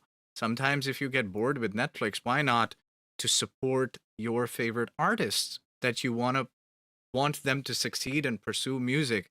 It's not like, hey, give me all your music, but I give you no money. What the fuck? What is this nonsense? I mean, Yeah, look, yeah, I mean, we should talk. Like, I appreciate everything you said, then, by the way, and I think that's one thing we can touch on is the way the music industry's changed, right. and it's not like this thing maybe in like the 80s and 90s where bands are like hiding away and they're driving their Ferraris and they're like, there's all this money and it's just they've got an album out and they're made. You know what I mean? These days it's different. You're doing the streaming, you're doing tuition, I believe, right? And you've got multiple bands, you've got Patreon going on. Right. You have to be a multifaceted. You have Right. to do everything. No, man, And you like, see, that advice came to you. You can't be the jackass of all trades. What was the advice? yeah, exactly. What an idiot. That guy who said, don't be a jack of all trades, right? You realize as a musician in 1980 turned up, picked up the guitar they were given, and they shredded it, and they got off stage, and it was done, right? Right. The modern musician of 2021, you have to spend 75% of your time video editing, for one. Correct. I mean, that I didn't realize was a thing. Correct. You have to be some kind of like presenter. You have to be able to market yourself. These things are just as important these days as the music. But the amount of skills that we Around have it. now, Yeah. different.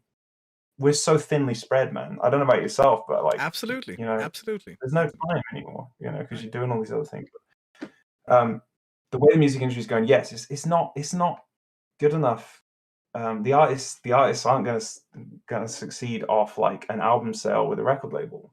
Right. In enough And on top of that, I mean, being a creative person, you need to give your brain some time to create. I mean, out of all that, the creation takes a lot of time. And then when you do it, you record it, then you have to market it and this and that.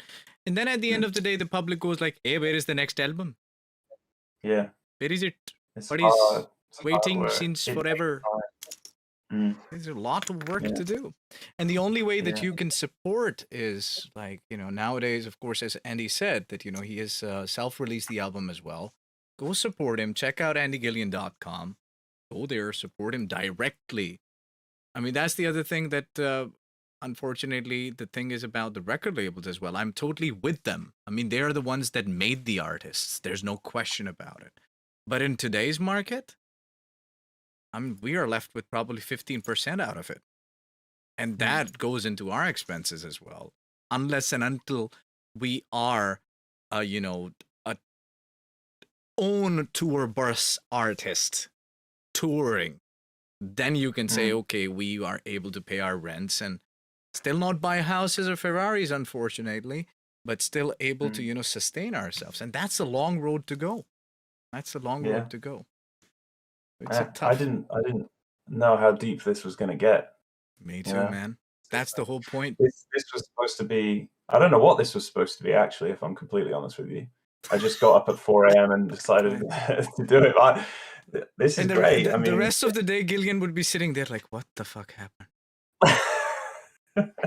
Who was this? Was I dreaming? Yeah. But it's really cool. It's actually one of the best musical chats I've had in a long time. I think you talked about before how interviews that we're used to getting as musicians are quite stagnant. They're always the same questions. I can ask you these questions right now. What are your favorite 5 bands? Today, basically, yeah. So, I am like, let me have a sip of my whiskey as well. Yeah, please. Yeah, I get the point. Same shit.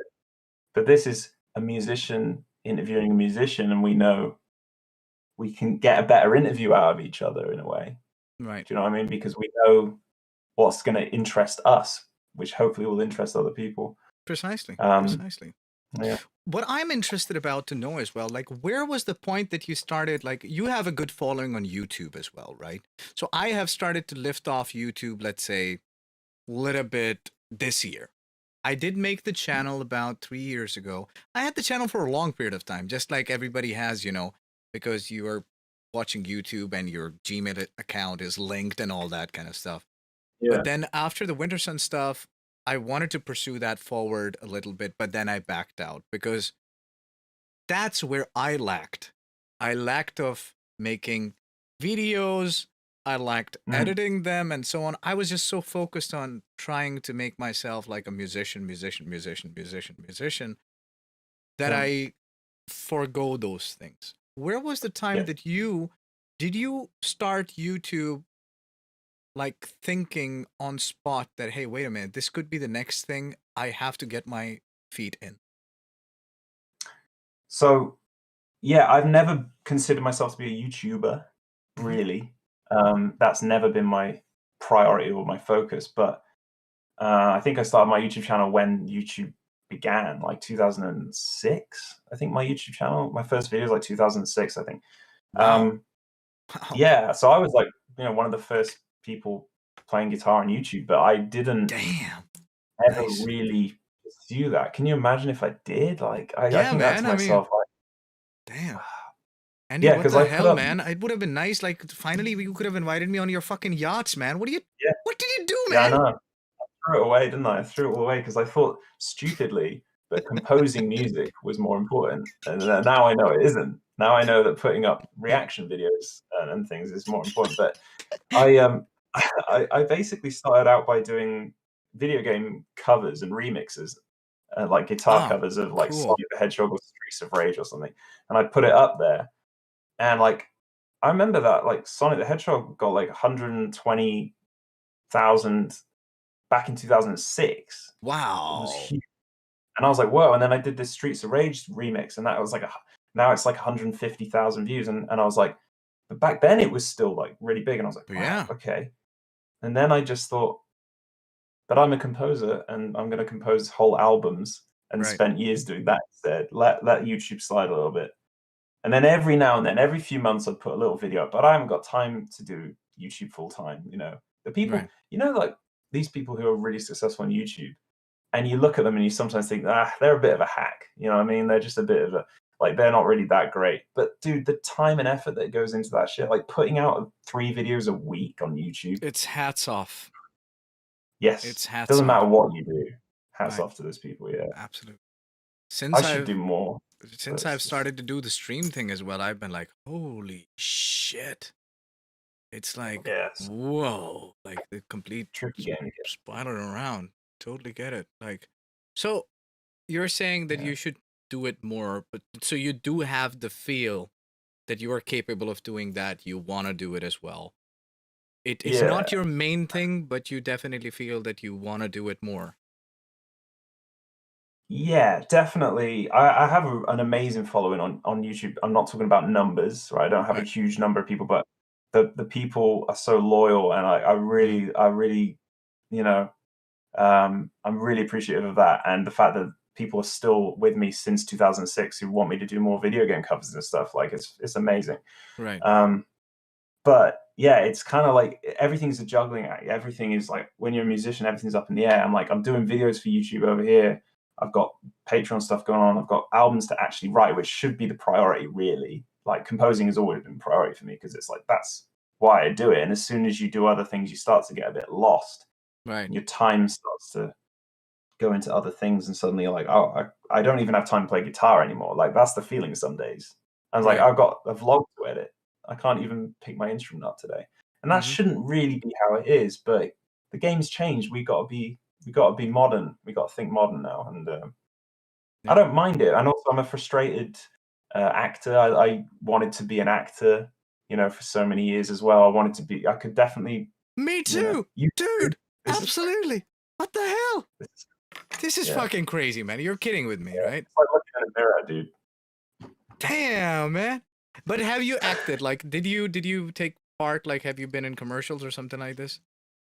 Um, I did some acting. I've always acted in stuff like, I did a couple of little stage things, and Right. I've been an extra in a few shows, like TV shows and stuff. Yeah. Okay. I haven't been in shows, but I've been in some commercials. Yeah. Oh, sick. What the? But Damn, yeah. dude. Okay. What commercial did you do? Like a hair product or something? Because your hair looks amazing. Do you really want to know? Yeah, I do. Okay. One of the ones I can tell you about, which is the funniest. I think so. It was in Estonia. But the first one that I ever did was in Pakistan. It was for a fucking vegetable oil.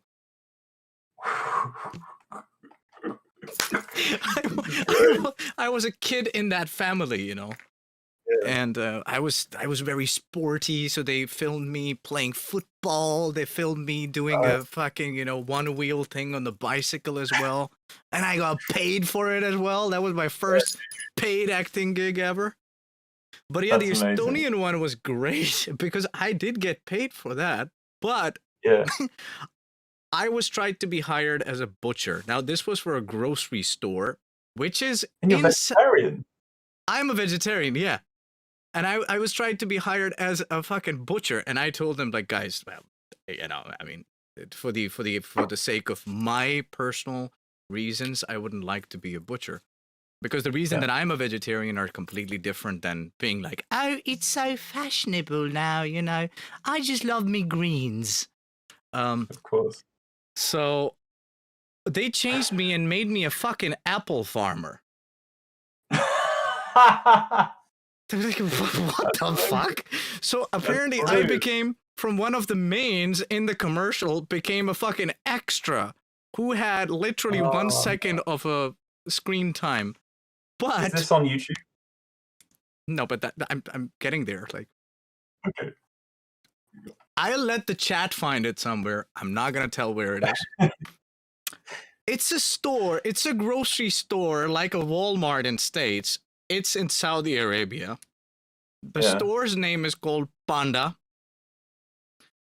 The film is being done. The filming is done in Estonia by English director and English producer. So it's an English firm doing the film, right? Yeah. All the actors are foreigners. The main actor is from UAE.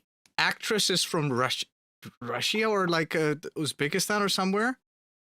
I'm from Pakistan. Everybody's completely from somewhere else, and it ends up in Saudi Arabia. It's like, what? That is just insane. Yeah. So I was the apple farmer. I love that you were an apple farmer. You were the first chat. Like, I got this out. Only people that really know about this one are my close friends, and now actually the world, basically. The bass player and our bass player Yuka, he knew about this as well. So I'm not sharing that shit live anywhere. Probably after this, maybe I'm forced to do that, but I was an apple farmer. Yeah. More exclusives coming up after this break. What about you? I was, mostly just extras. Extra work is the worst. It's like the most soul destroying stuff. I don't know if I ever I don't think I ever did something where I actually did like a speaking part in a real show, but I've done tons of short films, like I've been in short film independent projects and stuff. Yeah, like loads of that stuff. But nice. It never worked out. I went to audition for the new Star Wars movies before Episode 7 came out. The new trilogy was going to come out, and they were auditioning in Bristol, where I lived at the time. Oh, nice. So a friend of mine, Stu, and myself, we were like, let's go. We got this. One of us. We were already saying, like, if one of us gets and this was for the lead male, right? This was for I can't remember the guy's name now. Finn, the guy who played Finn, right? In the new Star Wars. So we're going for that, right? So we've got this script, and I've kind of rehearsed it. I'm thinking about how I'm going to portray this, and we've already said to each other, if one of us gets it, don't be mad at the other one, right? This is how ridiculous this is. We turn up. We'll still be friends, huh? Yeah, we'll still be friends, like. we'll save, we'll share the millions. Right, And then I'm like, we should probably get to this audition a little bit early, you know. right. We can bring a sandwich and eat a sandwich in the line, no problem. We turned up like 2 hours early. The line was as long as Bristol, and the woman comes up with a megaphone and just goes, "Everybody from here has to go home. Thanks for coming, everyone." And she put her arm like, in front of me Oh, and shooed us no away. way. You know, hours to get this audition, and that was it. And that was my career in Hollywood gone. Yeah, Oh, man. sad day for Hollywood. I think, you know, I really feel like I could have Yeah. come on the scene, and you know, but Damn. wasn't to be. Wasn't to be. You know what we should do, Andy? Oh, We should yeah, get a fuck the fucking music. director and make our story become reality. I think my sound. I think my speakers might have just turned off. Really? Hang on a sec. So, ladies and Okay, gentlemen, I'm back Andy on. Gillion here. What? Oh, okay, his speakers are back. He's a very nice Yeah. guy. He's the best. Right. So, Damn. do your speakers do this thing where they have this this time? It's almost like a timer. They if there's not enough volume coming out, they shut off. It's really Oh, that's frustrating, pretty actually. sweet. Yeah. That's Sorry in if a I way was just talking nice, for like but 20 minutes about my acting career. it's totally Someone's fine. asking me to show the Valkyrie. Actually, yeah, I was going to get there. That we're gonna take a couple of questions from the chat as well now, because they have talked about Diamond as guitars. And actually, yes, it was Bristol, because I did visit Diamond as guitars workspace in Bristol, because Yadi has the guitar from. He uses Diamond as guitars as well. So we had the pleasure of going, meeting the guys, checking out how the things are done in that department. And of course, we tried to play a little bit of games as well, because he loves to play games, if you know what I mean. Yeah. And so it would be nice to see your guitar, because your guitar glad. has been definitely asked around. Let's see. So this is the beast. Oh, wow. There you go. There's a bit of good lighting. Damn. Got the EMGs there. Oh, And, yes. Indeed. I need to get the guru written on the top here, actually. But yeah, there she is. What's the story behind it? How did it all come around? The story is that, as you know, the Demoness HQ is in Bristol. So I knew Dylan, who is the owner of Demoness, right? He's a friend of mine, you know, and I think he came to one of the Shadow Law shows, which is my previous band before Mors. And we had this crazy idea that he's an unbelievable artist, obviously. I mean, he didn't even His have work. painting. So what? Yeah. This is how he did it. He sprayed this black with black lacquer and took a scalpel, and all this is he's scraped away. So that's like negative. It's like a negative drawing. That's just the color of the wood underneath that he scraped the ink off. Wow. You know what I mean? It's like a reverse drawing. Bizarre. People think that's printed. Yeah. But he did that by hand. Yeah, the story is we were like, we should get him to do the artwork for our album. Wow. Okay. And which he did. He did an unbelievable painting. You guys can find that if you search Shadow Law Defending the New World. You can find that. It looks awesome.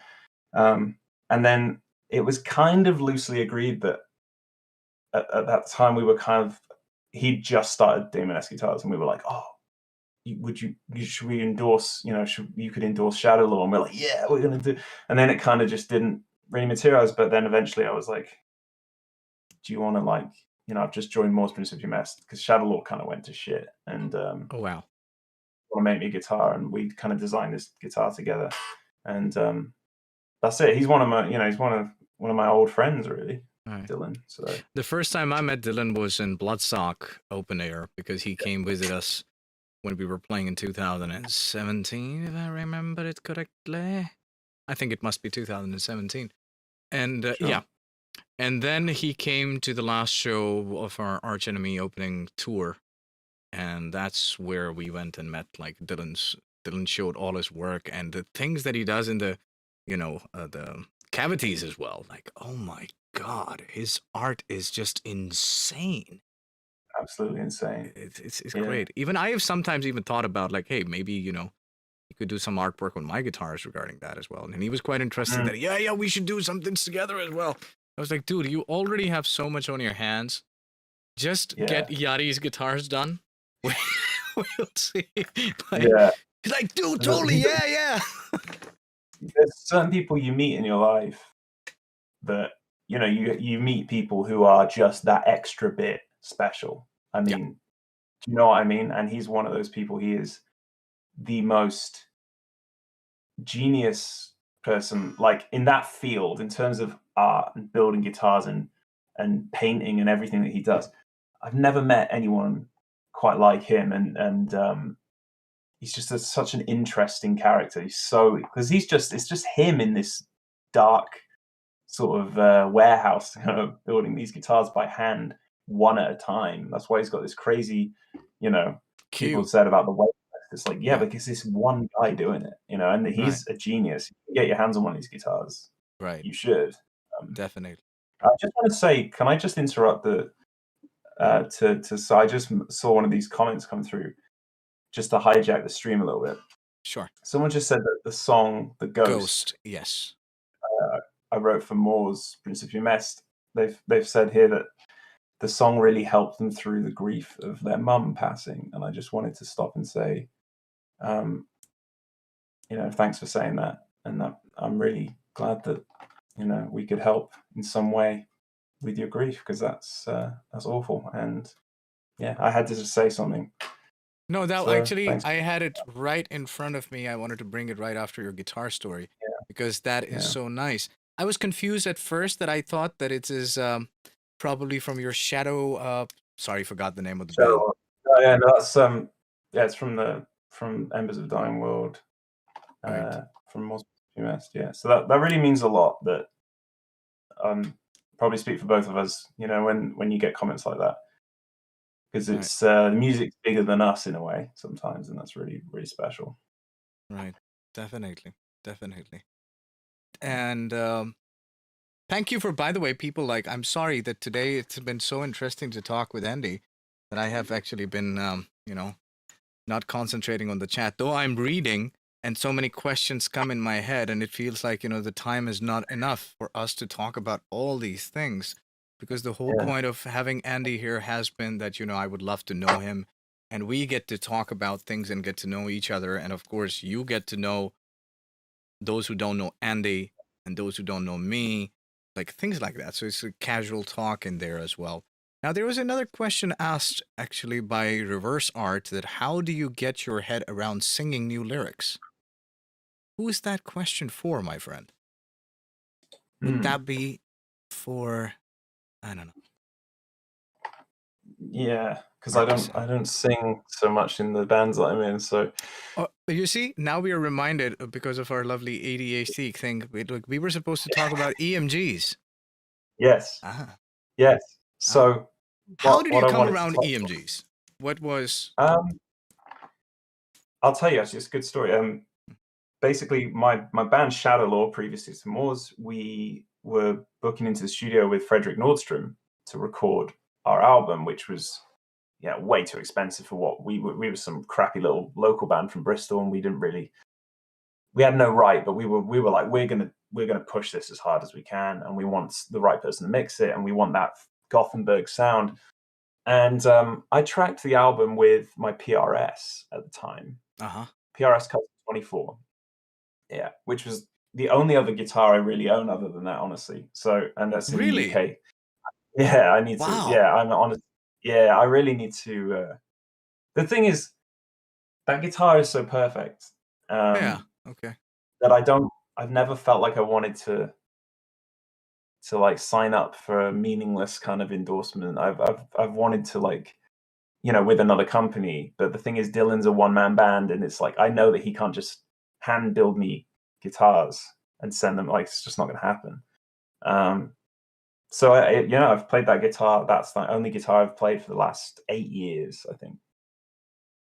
That's Yeah, I beautiful, man. Wow. That's Right. yeah, that's a beautiful thing. You're But going like back to the the NG, oh, sorry. you're like the, Steve Jobs of guitar players, just wear the same Snickers jeans and shirt. Exactly, exactly. That's it. Yeah, Okay. So that's the yes, look I'm going for. Yeah. right. Um, but I tracked this album with my PRS, which had PRS pickups. Now I really liked the sound of those, but the other guitarists played with EMGs, and when we came to reamping, we realized that these kind of really nice soulful pickups from PRS, and then versus these EMGs for the tone we were going for, was just not cutting it. And like the first thing they just kept saying, like the engineers working with Frederick Nordstrom himself was like swivel around and just be like, "Did you not use EMGs?" Like he knew straight away Mm-hmm. from the sound. And I realized there's something about EMGs that just cut like these Cuts active pickups. through. And Yeah. yeah, dude, like it's effortless. It just gives Yeah. back. And then I'm like, I need some EMGs. And then I was like, holy shit, they're kind of right. Like it's just effortless. But there's a bit of contention surrounding active versus passive pickups. And a lot of people think that, there's purists out there. It's very similar to the digital versus valve amp thing, that they think that it's somehow, I don't know, somehow it's not as pure or not as good to have active pickups. But for me, it's like, it's a Absolutely. no-brainer. Exactly. Yeah.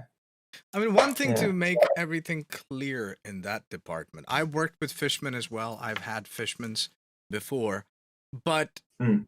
to be frankly speaking, from day one, they didn't cut through for me.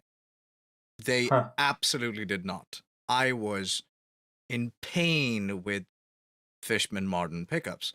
And I wouldn't say they are bad. They just didn't do it for me, right? And Yeah. I always kept on thinking of the 81s and 85s, which I've always used in my like Yep. custom made guitars, which I've had before EMGs. And I've always thought about 81, 85. It's just rock solid, no matter what. Mm. Boom, on, done, next. Yeah. Yeah. And what about you? Which have you been using? Yeah, it's the same. 81, 85, the old school combo. It's Right. tried and tested. It worked then, it works It's now. Like now, right. it just it's one of those moments in like technology where they got it right. They just got it right that day. Mm-hmm. And to me, that's the sound I go for. So it's really interesting to hear you say about Fishman, because I very, very quickly had to go with some Fishman pickups at NAMM. You can't hear anything because it's so loud there. So I Right. was like, yeah, it kind of sounds good, but I've not had a chance to shoot them out. I've been told by so many people that those Fishman Fluence modern ones are like the best pickups. So, I don't know. Yeah. Yeah. I I mean, don't we have know. done I a would love. thorough, like, you guys are definitely able to check out Yari's tests as well. Um, there were some things that were done like not 100% testing, but even though with the tests that were made, because there was a little bit of a issue with the inputs, like there were more gain coming out one way or the other. But like we have done tests, man, back and forth. I've done tests as Yeah. well using.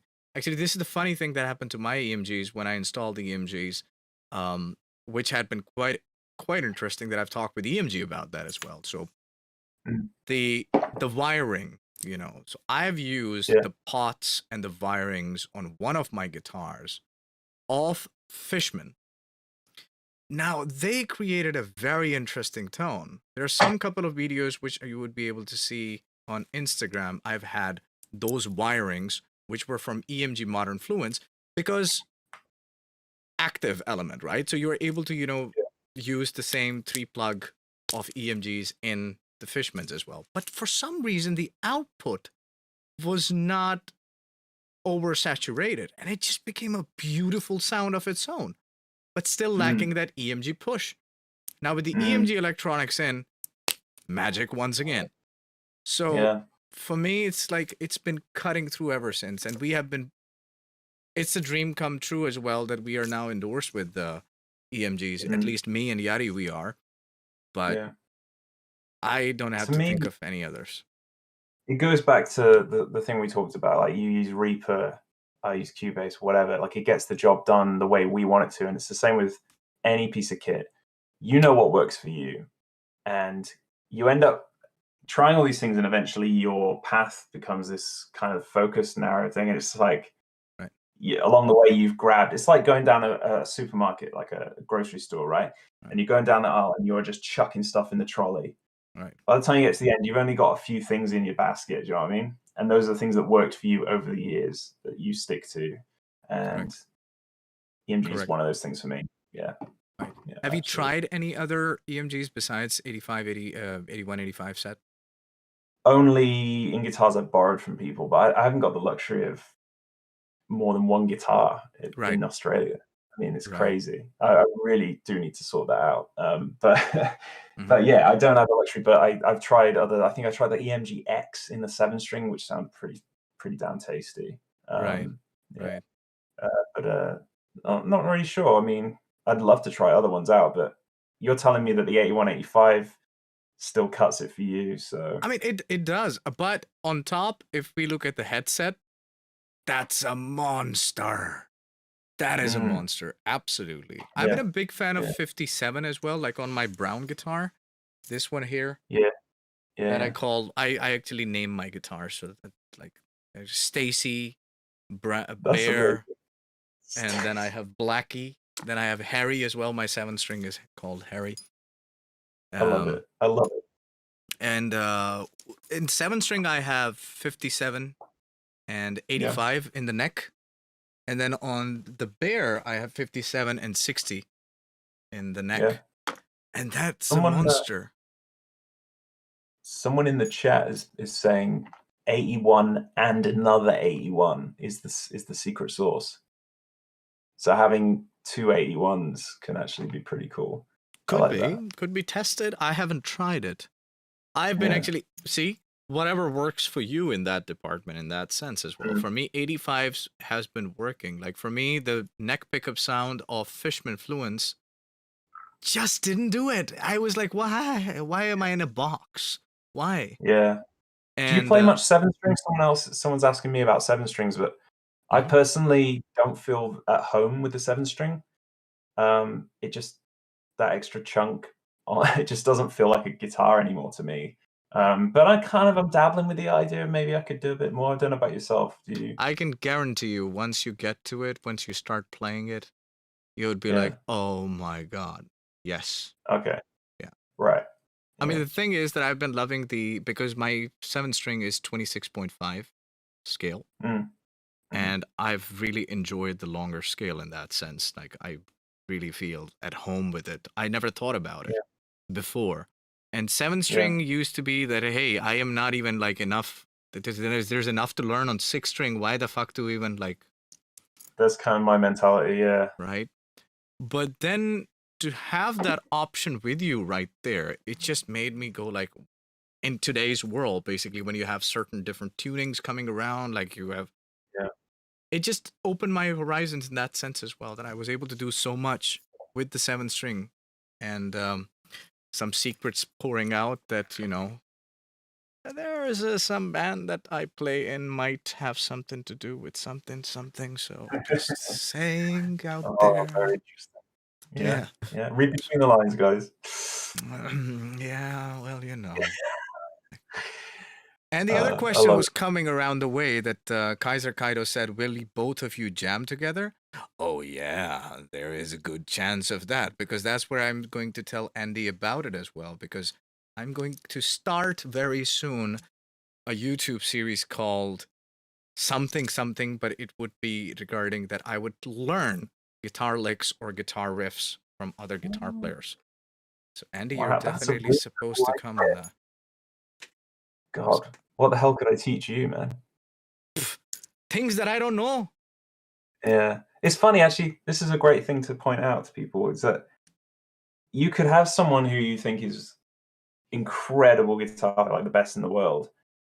Then you could have someone who's maybe not that great, but they've still got their own style and they'll still do Exactly. things in a certain way. And they can always learn something from, you can Right. always learn something from someone, I feel. Absolutely. The thing that Yeah. I'm most fascinated about your playing is the way you hold the pick. Yeah. Since That's a everyone is long always talking time, I'm like, why do you do that? And then you do that, and Yeah, then I hear you play it, and I'm like, it's still great. It's still spot on. Like, but yeah. how? So So that's I guess I hold it like kind of like this right. with my middle finger, Oh, with the middle whereas finger, all right. yeah, so most people kind of do this thing, right? But I started to like tap with my index finger quite early on playing like Right. Van Halen and stuff No, because before I really knew how to do it. I thought, where did I actually dropped my pick right now? But I thought You'll that never find you hold it like this. So you hold both like three finger, like Yari does as Yeah, well. Like so some of the things what that he happens plays. is Right. it's main the grip is mainly with the middle and thumb, and this Right. one just rests on it. I So that's see. not really pinching it, that's pinching it, and then this kind of just sits there. So I kind of play like this, yeah, and then Interesting.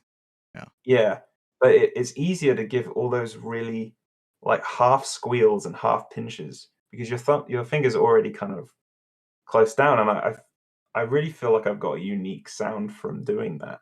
Yeah, Sure. unintentionally, but yeah, Exactly. So it yeah. just happened like you just picked up the guitar like this. You didn't intentionally kind of Yeah, I went think through it was like because I started to tap, so, yeah, like, yeah. if I was like I was like, "Oh, wow, I can do this thing." Right. So therefore, that pick would have to be in this position so that I could free my Right. index finger. Right. And then I can play and I can do that, right? But Right. if I was doing the conventional way, I'd have to tap with my middle finger, and Yeah. it always felt better with my index. Right. And then you can do I don't know, I'm just more dexterous with the index. I can do, like, more crazy slides and stuff with it. I think Um, subconsciously, sir, you thought about not showing the middle finger to the people. yeah, that's what it That was. was the reason why you were like, no, no, no middle finger showing, only the index finger. It Like, was just that respect, right. Wow. Cool. yeah. And talking about the gear now, I am happy to see that you are a neural DSP artist as well. Yep. What happened in that department? I've been with the company since day one, actually. Really?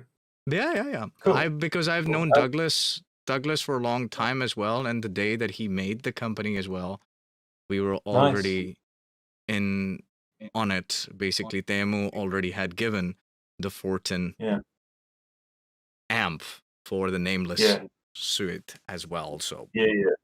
things That's happened. sick. Well, I don't know. It's not like some romantic story. I hit them up and said that I've been using your nameless thing as a reference for the DIs for a long time, and I'd love to be an artist with you, and that was it really. You know how these things go. They were interested to sort of work with me, and they were gracious enough to give me codes for all the plugins, and then I thought I better give back something, and that's why I did that big shootout video, which took me like a week Oh to yeah, edit. right, And right, right. but yeah, they are amazing, amazing plugins. I'm a fractal artist as well, and even Mua as well. So I kind of play in the field a little bit naughty perhaps, but my go-to, what I've got in front of me, which you can't see, is my Axe FX 2. I'm still using Axe FX Ah, 2. okay.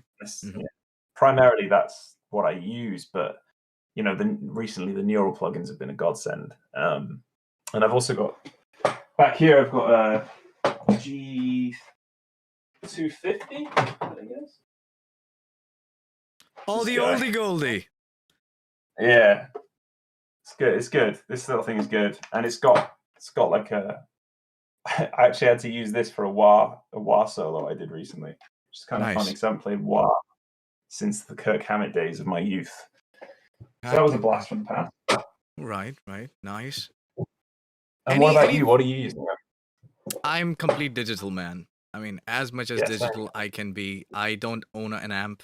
I don't. Yeah. I used to have a guitar cabinet back in the days. I could easily say about 2009. I sold it already in 2009. I Yeah. used to have this PV rack. Don't even remember. It was a tube rack. I've owned one amp and a microcube that I've Oh actually yeah.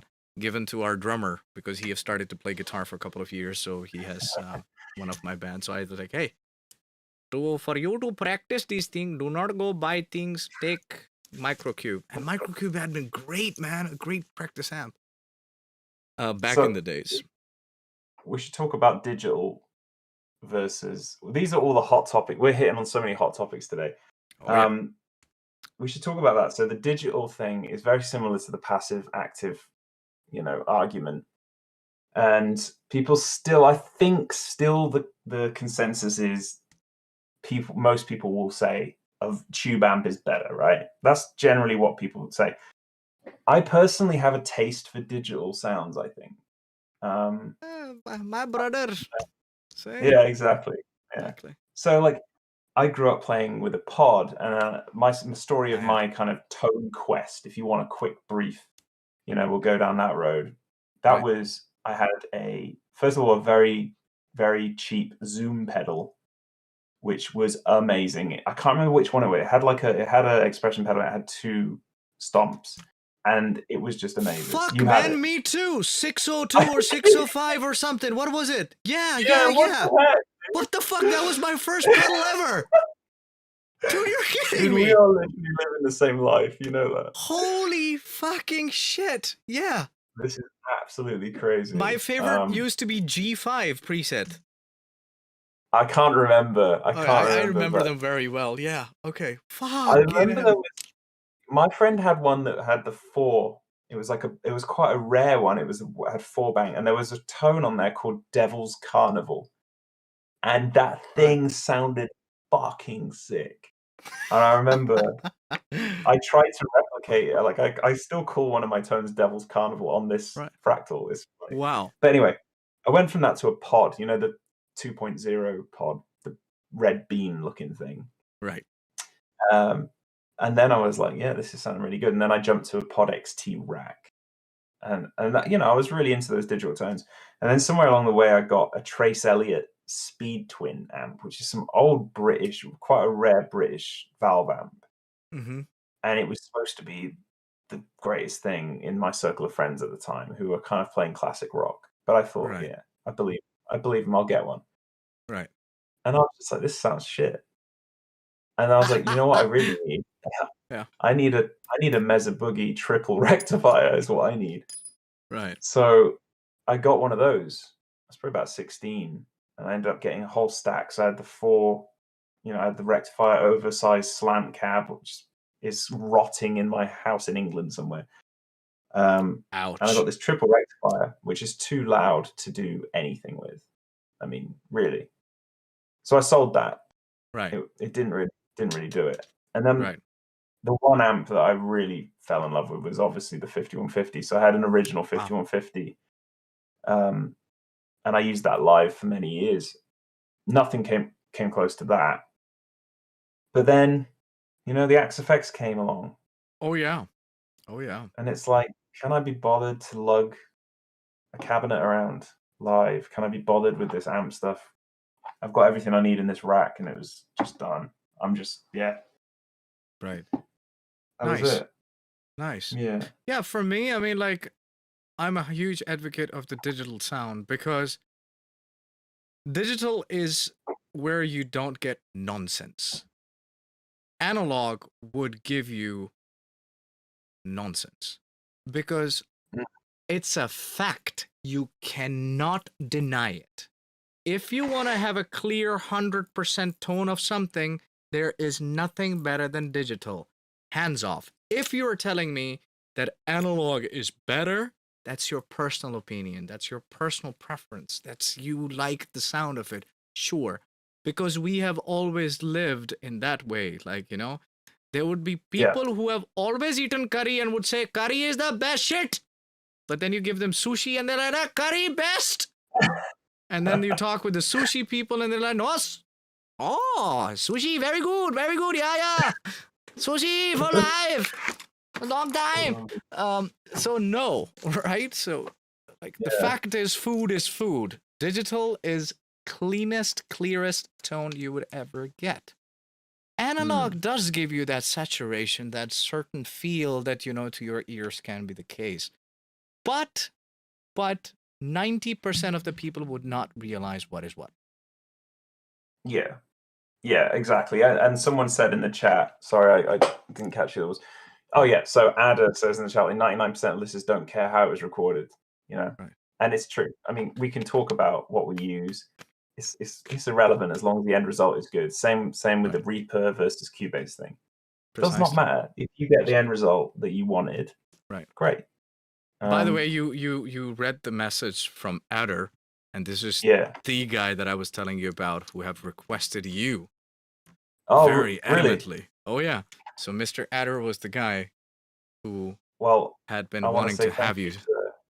Thank you so much for requesting that I come and chat with Asim, who is apparently my brother from another mother, although possibly not even. Right. Because Exactly. not to insinuate that my mum flew to Pakistan Right. 32 years ago, and you know, but Something. Don't know. Yeah. something Who went wrong. knows? Something went right. Yeah, Oh, something happened. Something. We don't know. We'll yeah, we'll find out. You know, once we meet, like we'll be like, hey, yeah, DNA test, man. Let's see what happens.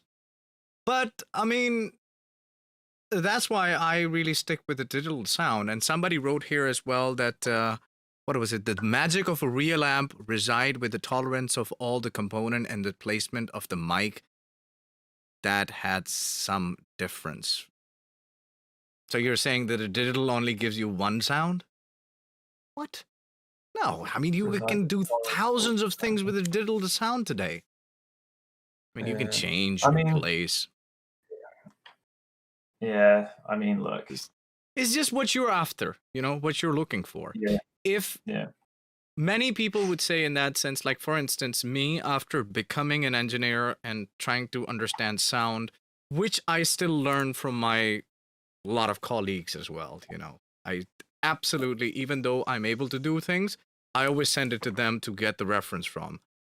Things I would hear from Yari differently, I would hear from Miro, the True Cult Club guy, differently, the things I would hear from Damnation guys differently. But what remains is what I am after. What is my style? What I'm after, you know. So yeah, if you are preferring that sound, good for you. That's your vision after all. We all were mm, born with like watching VHS, but nowadays we have fucking 4K or even 8K. So the quality is different. You know, we can never say yeah. like, but you know, the feel of the VHS, of course, it's gonna bring you nostalgia. It's gonna be like, Yeah, God damn, like, you I think know, you're touching also on vinyl. You could say the same about vinyl versus CD kind of thing.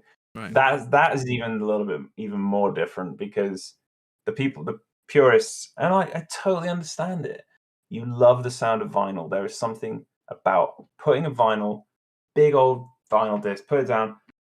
I get it, right, okay, and even the sound, I get it, that warm sound, but you can't say that that sound is better. The sound is that way because it's worse, technically. So it's colored in that way. The sound is colored in that way because it's exactly. not as, high fidelity as a digital, like a Mhm. CD, for example. Um, but Like, that doesn't mean that you can't prefer it, exactly, you know? exactly, You can still precisely. prefer the sound of vinyl, Right. but Now you're saying technically, Fab Rice digital is a copy of unique amp, but the difference of two exact same amp is 1%. So if digital can help, no, sir. Synthesizers had never been the copy of something. The digital synthesizers are digital synthesizers. And we are not just talking about guitar sounds here.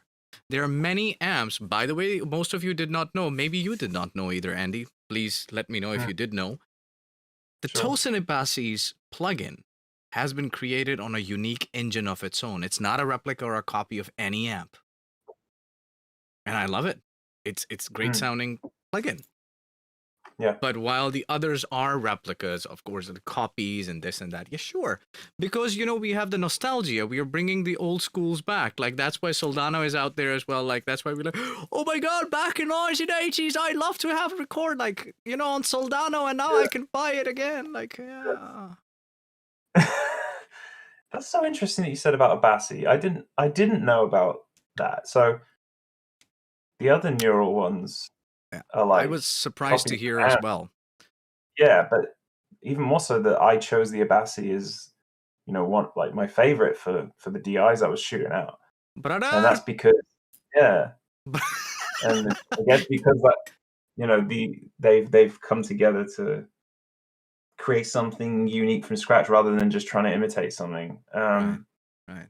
But there's actually, just to finish up on the tube amp thing, we've reamped with tube amps on pretty much every album I've ever done. That ends up being the tone a lot of the time. I don't know if that's going to be the way with the new stuff that I release, but there's a certain sound that I realize I don't like about a mic'd up cab. There's something in that tone, there's a characteristic that comes with it, which often buries itself in the mix, and that's fine. But I'm starting to find another way of getting a tone I like digitally now. Mm-hmm. And I think you can be scared. I think people can be scared to do what they believe is right. And if you're scared, you'll never get pioneers. You'll never get anyone doing anything differently. Precisely. And yeah, the reason is you have this elitist attitude that this is the done way, and that is the biggest load of bullshit ever. You've got to find out yourself. Precisely.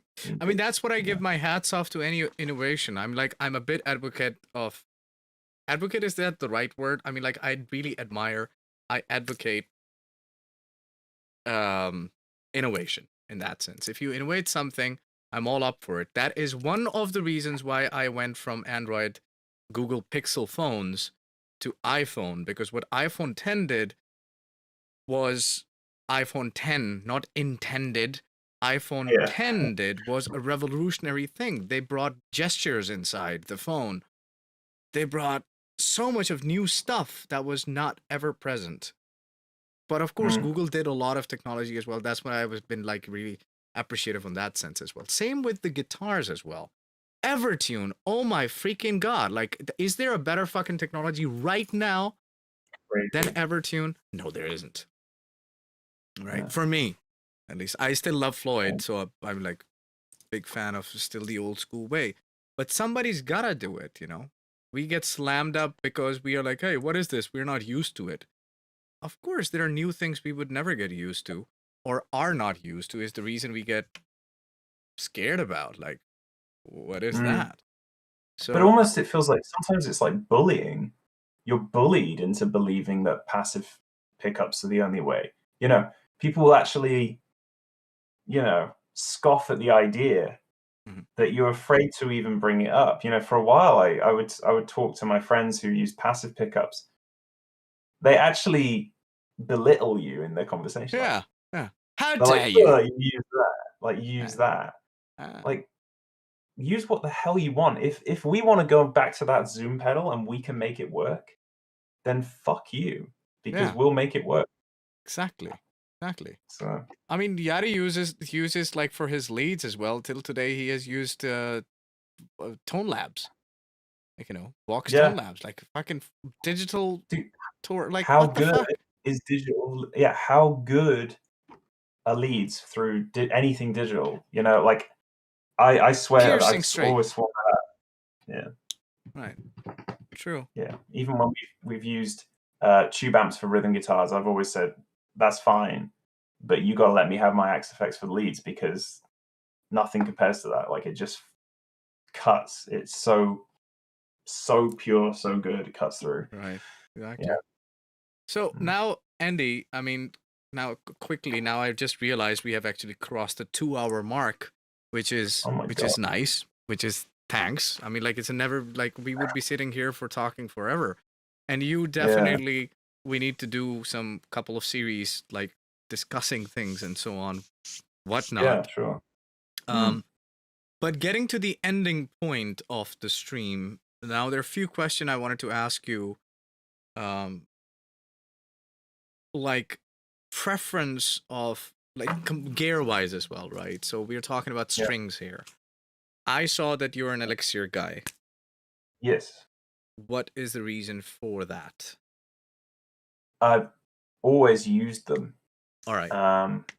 Like, just always. And to me, nothing compares to the feel. I think I'm not, like when we're talking about tone that's less important for me as the feel is. And I feel very at home playing elixirs. Right. So I think that's the main reason. But also I'm Yeah. pretty lazy and I don't like changing strings, and it's pretty useful Oh to have yeah. strings that last forever. Right. Yeah. Right. Now, because I haven't touched elixirs since a very long time, and I'm very intrigued by it. I had, Mhm. you might know, Miles Dimitri Baker Yeah, from of course. Interloper. He's a Yeah. good friend of mine. Well, Oh you yes. know, yeah, he's a top bloke. Really nice Uh, guy. Fucking fantastic dude. Fantastic dude. Yeah, I had a pleasure of yeah. meeting him, and he was at, we did an intro, like chit chat the same way as well on Twitch, actually, just about 3 weeks ago. Yeah, I think so. yeah. And he uses Elixir as well, and we were just talking about those things also. But I haven't touched those for a long time, so I've been very much intrigued by them. And I remembered all my acoustic guitars used to have Elixir strings, and I was very happy with them acoustically. Like I'm Yeah, like yeah. long lasting is very nice, and but they sounded good as well. It sounded Yeah, great actually.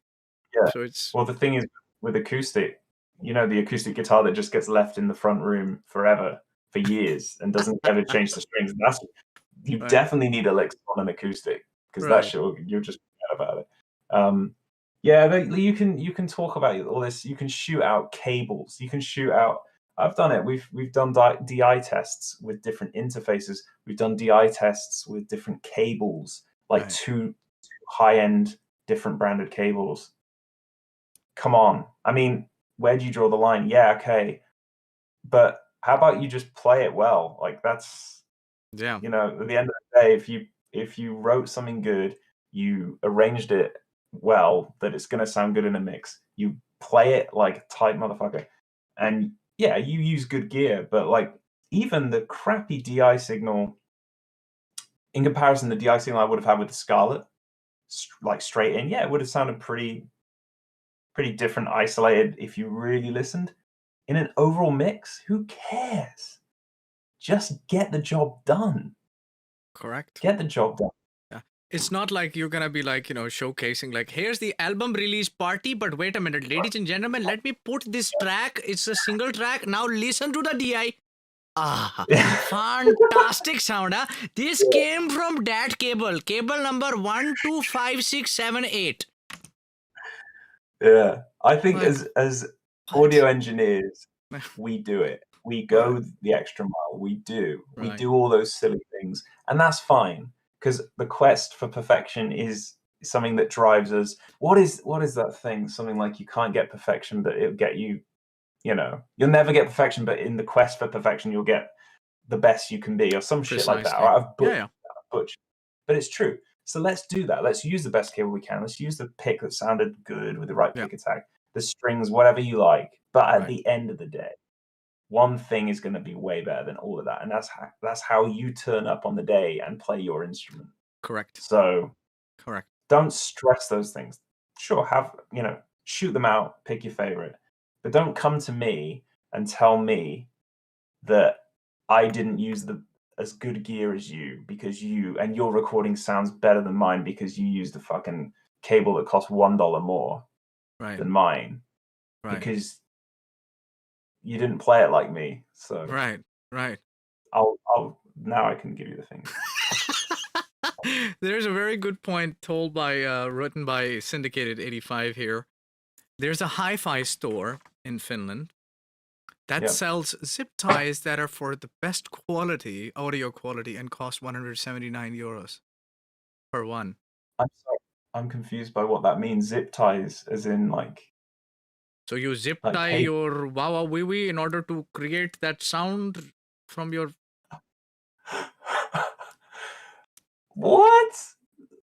I literally can't. Yeah. I don't know what to say to that. Me neither. I'm totally lost with the zip ties for what? Zip tying cables together? I just don't know. That's amazing. The innovation out there, the time that the people have and the brains used for creating things in today's world is amazing, which is appreciable. It's Mm, amazing. the quality of Mm. the audio engineering that has taken steps. I mean, oh my freaking God. Do you remember when Oh, even MP3 came up? Like, it was like, woo! It's not the best sounding shit ever, but like, still, it's like, wow, technology, yeah? Where did yeah, MP4 it's go? yeah, but it's cool to live in that. We've grown up in that age that we've gone from listening to cassette tapes Oh, and vinyl. yeah. Oh, yeah. We had that, we lived that. And I still had a cassette tape, like a Walkman thing when I was 16, and I listened to tapes. Me And then I too. got a mini disc player and I saw that go. And then I got, the MP3 jukebox thing that was like this fucking big. Right. Um, and we've lived through so much technology-wise. Everyone has, but when we're talking about music, just think about it, man. Like, just think about that Mua pedal board that I showed you a minute ago compared to one massive amp that can do one thing. It is crazy what we can do. Look at the DAW. Look at what we can produce now. Um, Precisely. imagine Mozart had, East-West gold sample library. What could he do with it? True. Exactly. He There's would be needing. no Yeah, to write music. exactly. Exactly. So that all these Mm. things as well, like considered, that's amazing. The things that we have in front of us. Today we talk about the technology, and today we talk about like the social media presence and blah blah blah. It's all in your hand. You can use your phone in order to get yourself um put yourself through learning a lot of stuff, or you could be on the Instagram watching those babes with the swimsuits and enjoy scrolling down and double tapping shit that you don't even fucking waste your life with. So it's all up in your Yeah. hand. Today, the Yeah. information that is to us, given to us for free, there had never been a better time. So Yeah. use it or abuse it. Well, who are you blaming it for? No, like, Yeah. it's nonsense. Yeah. We Yeah. got sidetracked again. So, anyways, it's like D3M is saying, so what you're saying is that as a bedroom player, I'm going to be fine with just a Focusrite Scarlett and a basic cable. Well, that's what Andy just said. That's how I was fine. I've still got that interface in the cover, but I was fine. And people told me, "Oh, the preamps aren't very good on the Focusrite. Preamps aren't very good." It's like, yeah, but to what degree is the project suffering? Yeah. Because at the end of the day, I have albums out on a label that people really like, and it was done on this system that was very, very primitive, and it's more important. There are more important factors. They still matter. Those things still matter. There's Okay. not as much as Yeah. people think. Yeah. Yeah. Exactly. I mean, if you're going to define yourself by the equipment that you use, you're in the wrong place, sir. Nope. Mm. It's like if I were to define that the only reason my guitars sound like that is the reason that I have Ibanez guitars, Yeah. and because I use Neural DSP's plugins, that just makes Yeah. my life like, I Jimi Hendrix sounds like a kid. I guarantee it. That voice is great. I really do feel that, yeah, people think they can shortcut playing well and recording tightly, which is the most important thing in terms of an overall end result of production with guitar. You've got to play really tightly and play well and play with character and play hard, all those things. And yes, the cable matters, sure, but Sure. not that much. Focus your energies on practicing before you worry about how expensive the cable was. Yeah. It just does not matter in comparison. Someone's saying about unicorn piss, and it's exactly what it's like. Yeah, high quality plastic fiber mixed with unicorn piss. Exactly. Who knows what's going in this? It could be unicorn piss. All right. I don't know. But, yeah. The other point is that, my first audio interface that I got was Line 6 UX1. I recorded shit ton with that. That's the worst Yeah. fucking Was interface ever. But was that the tone port thing? Was it called tone port? that was the next one. Oh, That the was next one. So you had the one before that. Yeah, yeah. exactly. That was this with the starting point of the audio interface coming from Line 6. And Line 6, I mean, like, Yeah. I Dude, let me did tell you. stuff with that. let me give you a rig rundown of how I started recording music. So I've been recording music for 22 years or something silly, right? Right. Well, we were recording. I had a band when I was 10 years old, and we were recording music and stuff, right? I had a Fostex 8-track recorder. The number 8 channel was the master, so you couldn't record on that. Number 7 had the click track on it, so you couldn't really use that. So I had 6 tracks. Mm-hmm. Okay. What I used to do is I'd go in with the guitar straight into this thing, and it had a hard drive inside, and I'd play and I'd write a song, and then I'd put one condenser microphone above the cymbals of my drum kit and one in the bass drum, one like SM57.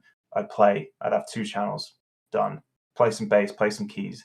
It's on there, right? And then what I would have to do to mix that down, once I got the levels right with the faders, there was no EQ, nothing like that. I would plug a cable from the output of the phone jack. So I had one of those little I had this thing. Everyone knows what that is. That stupid thing that you're always losing.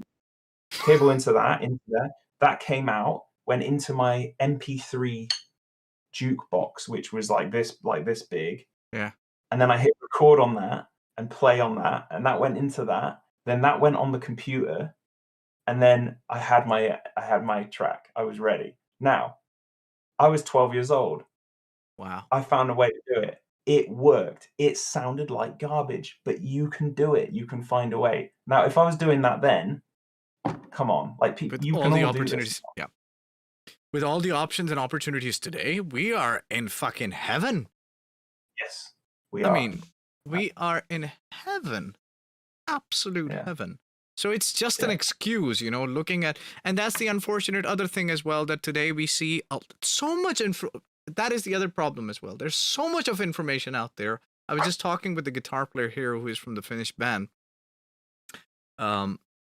And we were just talking about, like, there's so many plugins. There's so much of this, that. But then again, I come back to a fucking preset I made 5 years ago.